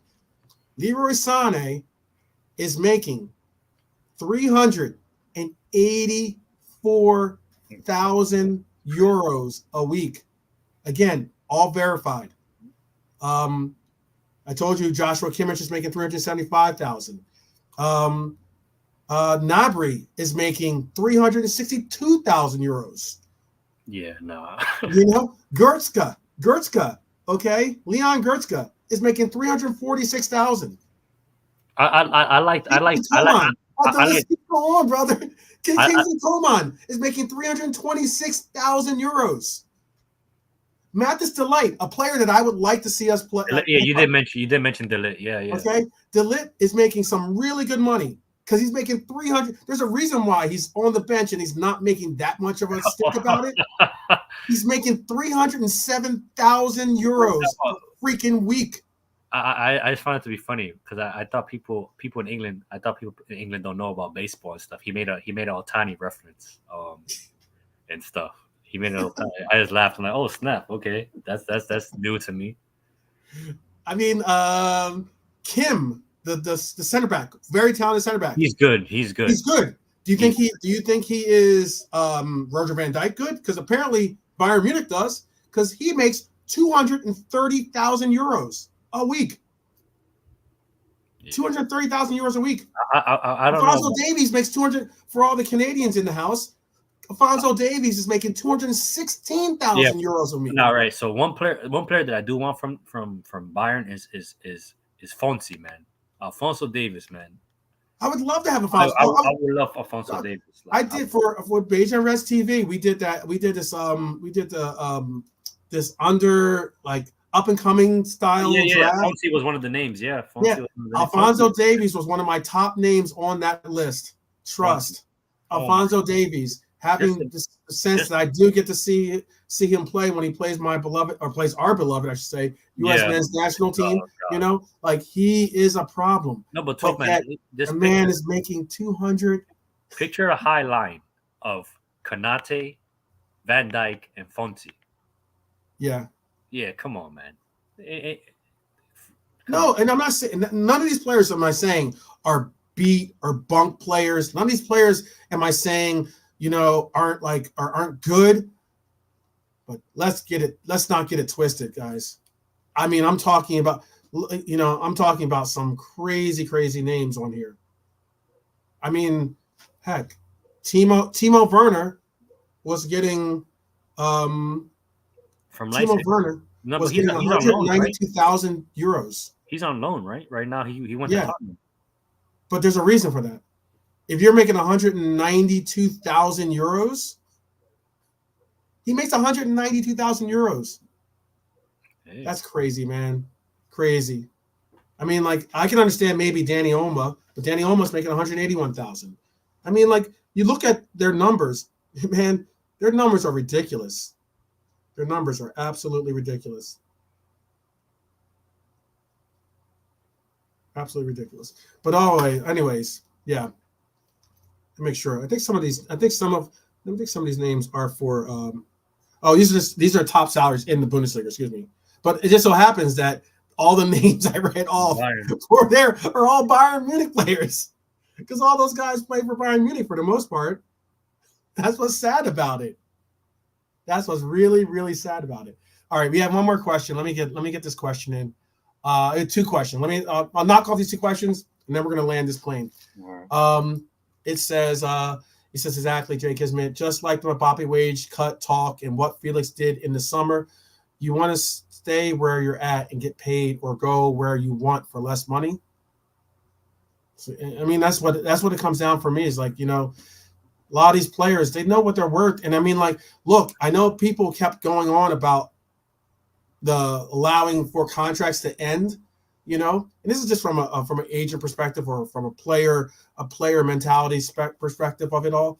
When you have a player like that, allowing for them to judge and pick where their next, team is going to be is powerful. That's a power move once you get in that. A lot of players are leaning more so to just not allowing for you to decide or push them in a direction to a team.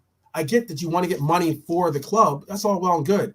But pushing a player to a team that they don't necessarily want to go to isn't going to happen. One, they have control and say if they even want to make the move, Exactly. And like, if you're going to limit the number of places that they're going to be looking at, it's not going to be something that's going to be applicable. You sound like an NBA fan right now, man. It's difficult to be an NBA fan. I'm a Sixers fan, so it's difficult to be an NBA fan right now. It's difficult. Let's not get into that. But but yeah, man. I mean, like, look, I think there's one other question on here. I was going to get to it. I promised I would get to it. So this question was from M. Tarmizi, I think, right? M. Tarmizi says, genuine question. You reckon there will be system where fullbacks are switched, so it will be left-footed right backs, and on opposite flank it'll be right-footed left backs? Oh, okay. Okay, so you reckon? I think that there's a push for that. I certainly think there's a push for that. I mean, obviously, right now Gomez is a right-footed player. He's playing as a left back, but optionally, you want to have a left back. You want to have a left back that has, a left foot. You'd like to have a right back that has a right foot. That kind of thing. That's what he's saying. Mm-hmm. And then now he's saying, is it going to be switched up basically?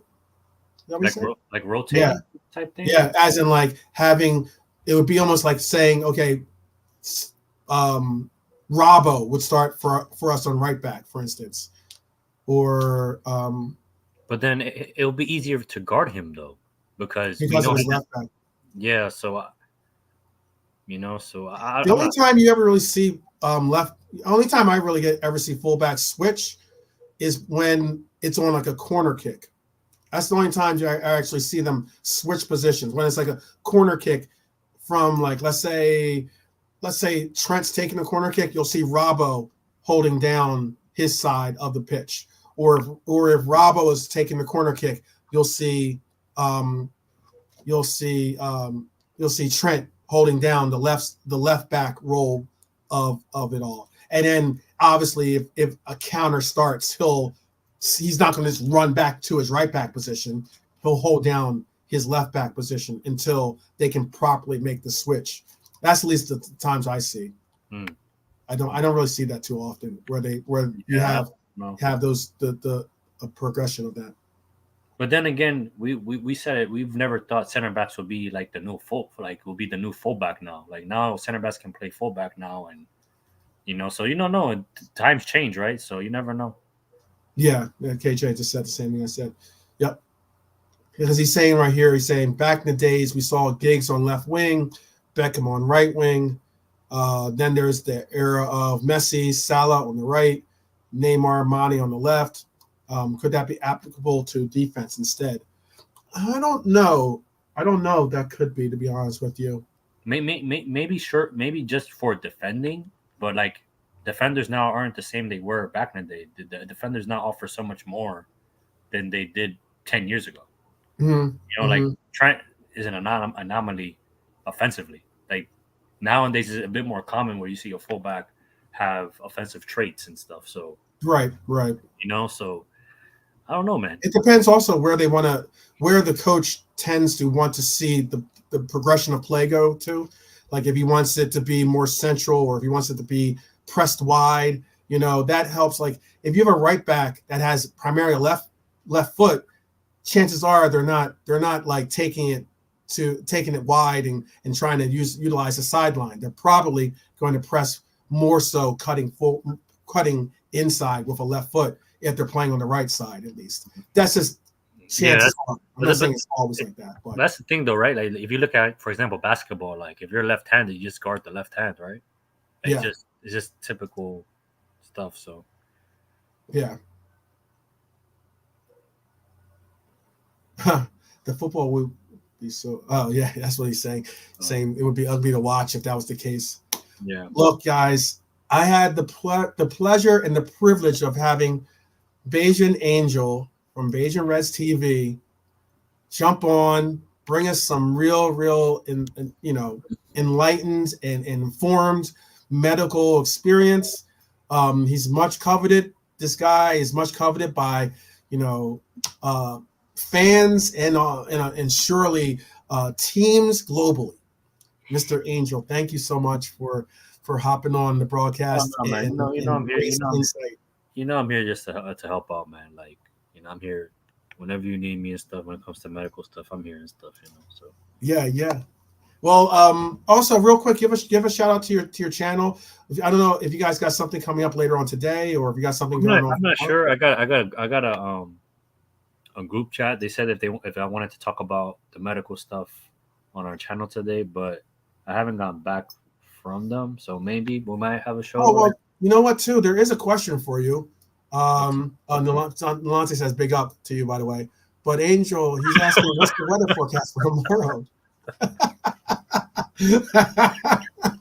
I was trying to be goofy that day. That day was hard. I was just trying to be goofy, man. And I was just trying to annoy the guys, man. But hey, man, it depends on what side of the bed I wake up, man. There you go. I mean, so. I was going to say the last part and point I was going to say. Oh yeah, this guy, man. Corbo. Hey man, hey man. Hey. Yeah, but so yeah, if you guys haven't subscribed or checked out Bayesian Reds TV, you can find Bayesian Angel there. They might have a show later on today, as he said, but they always have shows normally for watch-alongs, previews, everything. Tomorrow, for sure, we're gonna do a reaction to the show. We're not gonna watch it because I know the other people in the panel, they work and stuff like that. They work at time, so we'll probably do a match reaction and stuff.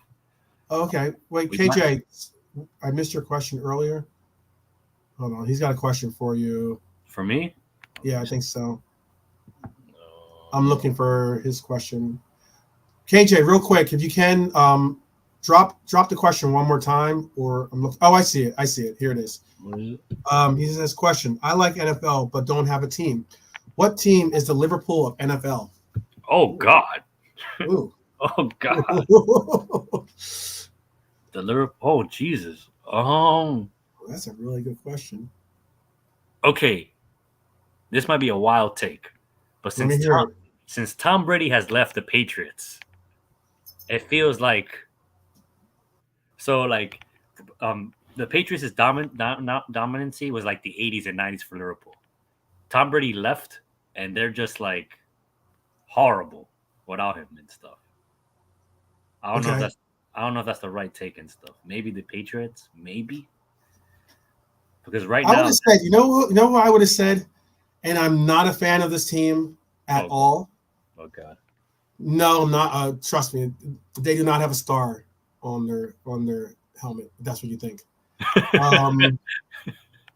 I was going to say that possibly the Liverpool of the NFL might be the San Francisco 49ers. Really?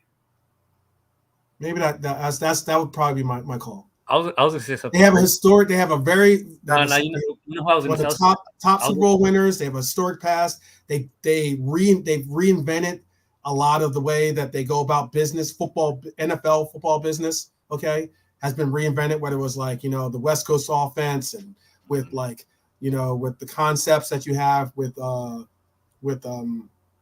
how they bring in players. I mean. You're talking about a team that had Jerry Rice at one point. Aren't they owned by the Cronkies? I don't think they're owned by the Cronkies. I don't know. I'd have to double check on that. I think they are, man. I think they are. I don't know. I know because you know why? Because I remember the 49ers were trying to buy Leeds. The owners of 49ers were trying to buy Leeds. Oh, okay, yeah. okay. So, and I was going to say something crazy. You definitely can't own two. You can't own two teams in the same league. I was going to say something crazy like the Cowboys, but no. Why you trying to make me nauseous? If you want a great team to follow and support, KJ, support the Eagles always. But that's a whole different story. That's a whole different story. That's a whole different breed. They're actually really good right now. Like I can't even deny and stuff. They're actually pretty good and stuff. Like they actually are. But yeah, I that would be my shot. I'm just thinking outside the box. That's a really good question, actually. Nah, don't do that. Don't do that. Don't disrespect Liverpool like that. Talking about the Padres is Liverpool of the MLB and stuff. Padres. Still disrespect, man. We gotta kick them up. Yeah, Corvo trying to poke the bear. He's just trying to cause. Yeah, he's trying to cause some trouble. Nah, get him out of here, man. If anything, Liverpool's like the Yankees, man. Yeah, no, it's the Deep Bartolos. The Deep Bartolos own the 49ers. Okay. I know originally her father, Edward DiBartolo, Senior owned it, but he passed away, I believe. I think he passed away. Now the team is owned by Denise DiBartolo. So what do you mean? What do you mean you're Yankees? I'm from New York, man. That's my team, man. What do you mean? Yeah, you know what? If we're gonna go baseball, Red Sox, would it be crazy? They have to be the Red Sox. They would have to be the Red Sox. That's crazy, but they do have history, though. Red Sox have history of not winning. No, but it's funny, right? The year was it the year we won the Champions League or the league? I think that same year the Red Sox won the World Series. The World Series or something like that. Yeah. The Mets. Oh my. Actually, I used to live by Chase Stadium and stuff back in the day and stuff at Citi Field. There you go. Hey, much love to the Mets. I'm not gonna front. I like the Mets over the Yankees. I'll tell you that much. Get out of here, really? Yeah. Get out of here, man. Nah, I grew up. I was a big Darryl Strawberry, Dwight Gooden. Now I was a big Mike Piazza fan back in the day. There you go, Mike Piazza. Yep. Yeah. I still think he should have clocked. She should have punched. Yeah. What's his name? I'm about to say Roger Staubach. It's not Roger Staubach. Roger Clemens. He should have punched Roger Clemens in the face for throwing the bat at him, but that's all. Yeah, but that's what well, that's not. We're gonna get too. I'm trying to land this plane. We're talking about baseball and football. American football. We always have that conversation another time. I'm always open to that. I love those sports as well. Question for you. When are you gonna do? Because you did it the other week, which actually was pretty good. Like your the top Africans or whatever like that. Oh, you like that show, right? Yeah. What are you gonna do the South American one, man? Hey, let's set that up. Yeah, please. Definitely. Yeah, that would be awesome, man. That'll be hard. That'll be amazing. Because Mount Rushmore of South America is really hard.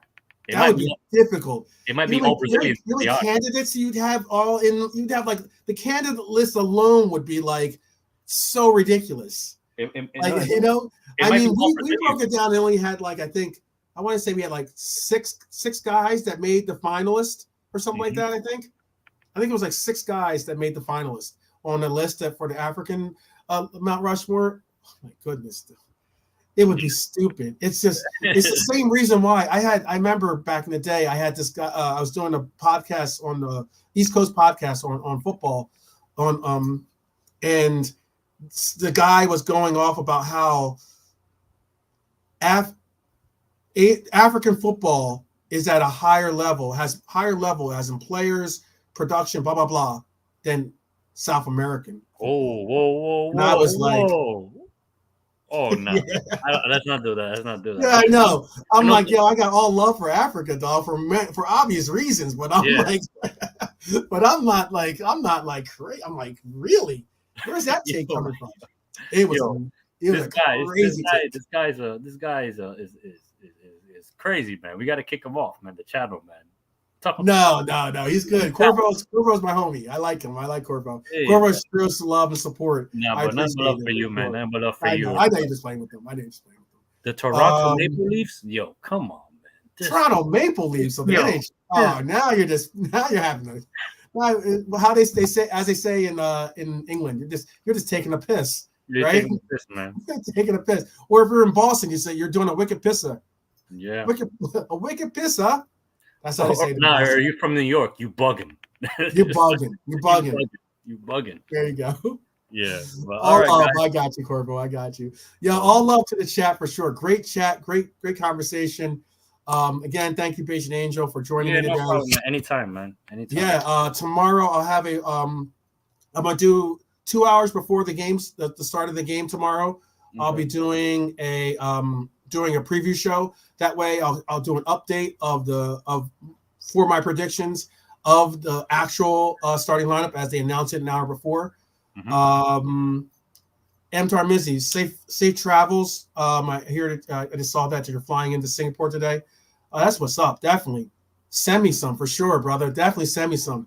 You can send me some photos of the LFC official store. You can send me some officials of the Singapore other things. But anyway, but that's a whole nother story. Yeah, you keep dragging. He's a pimp. He's a Mac. He's a Mac daddy. Hey, man. But big up to you guys as always. Thank you again. I'll be on here tomorrow, 2 hours before game time. Be sure to look for it. Hit that notification bell. Do the right thing. Spread the word. Let's get this movement rocking and rolling. And I appreciate each and every one of you. I'll see you guys soon enough. All right.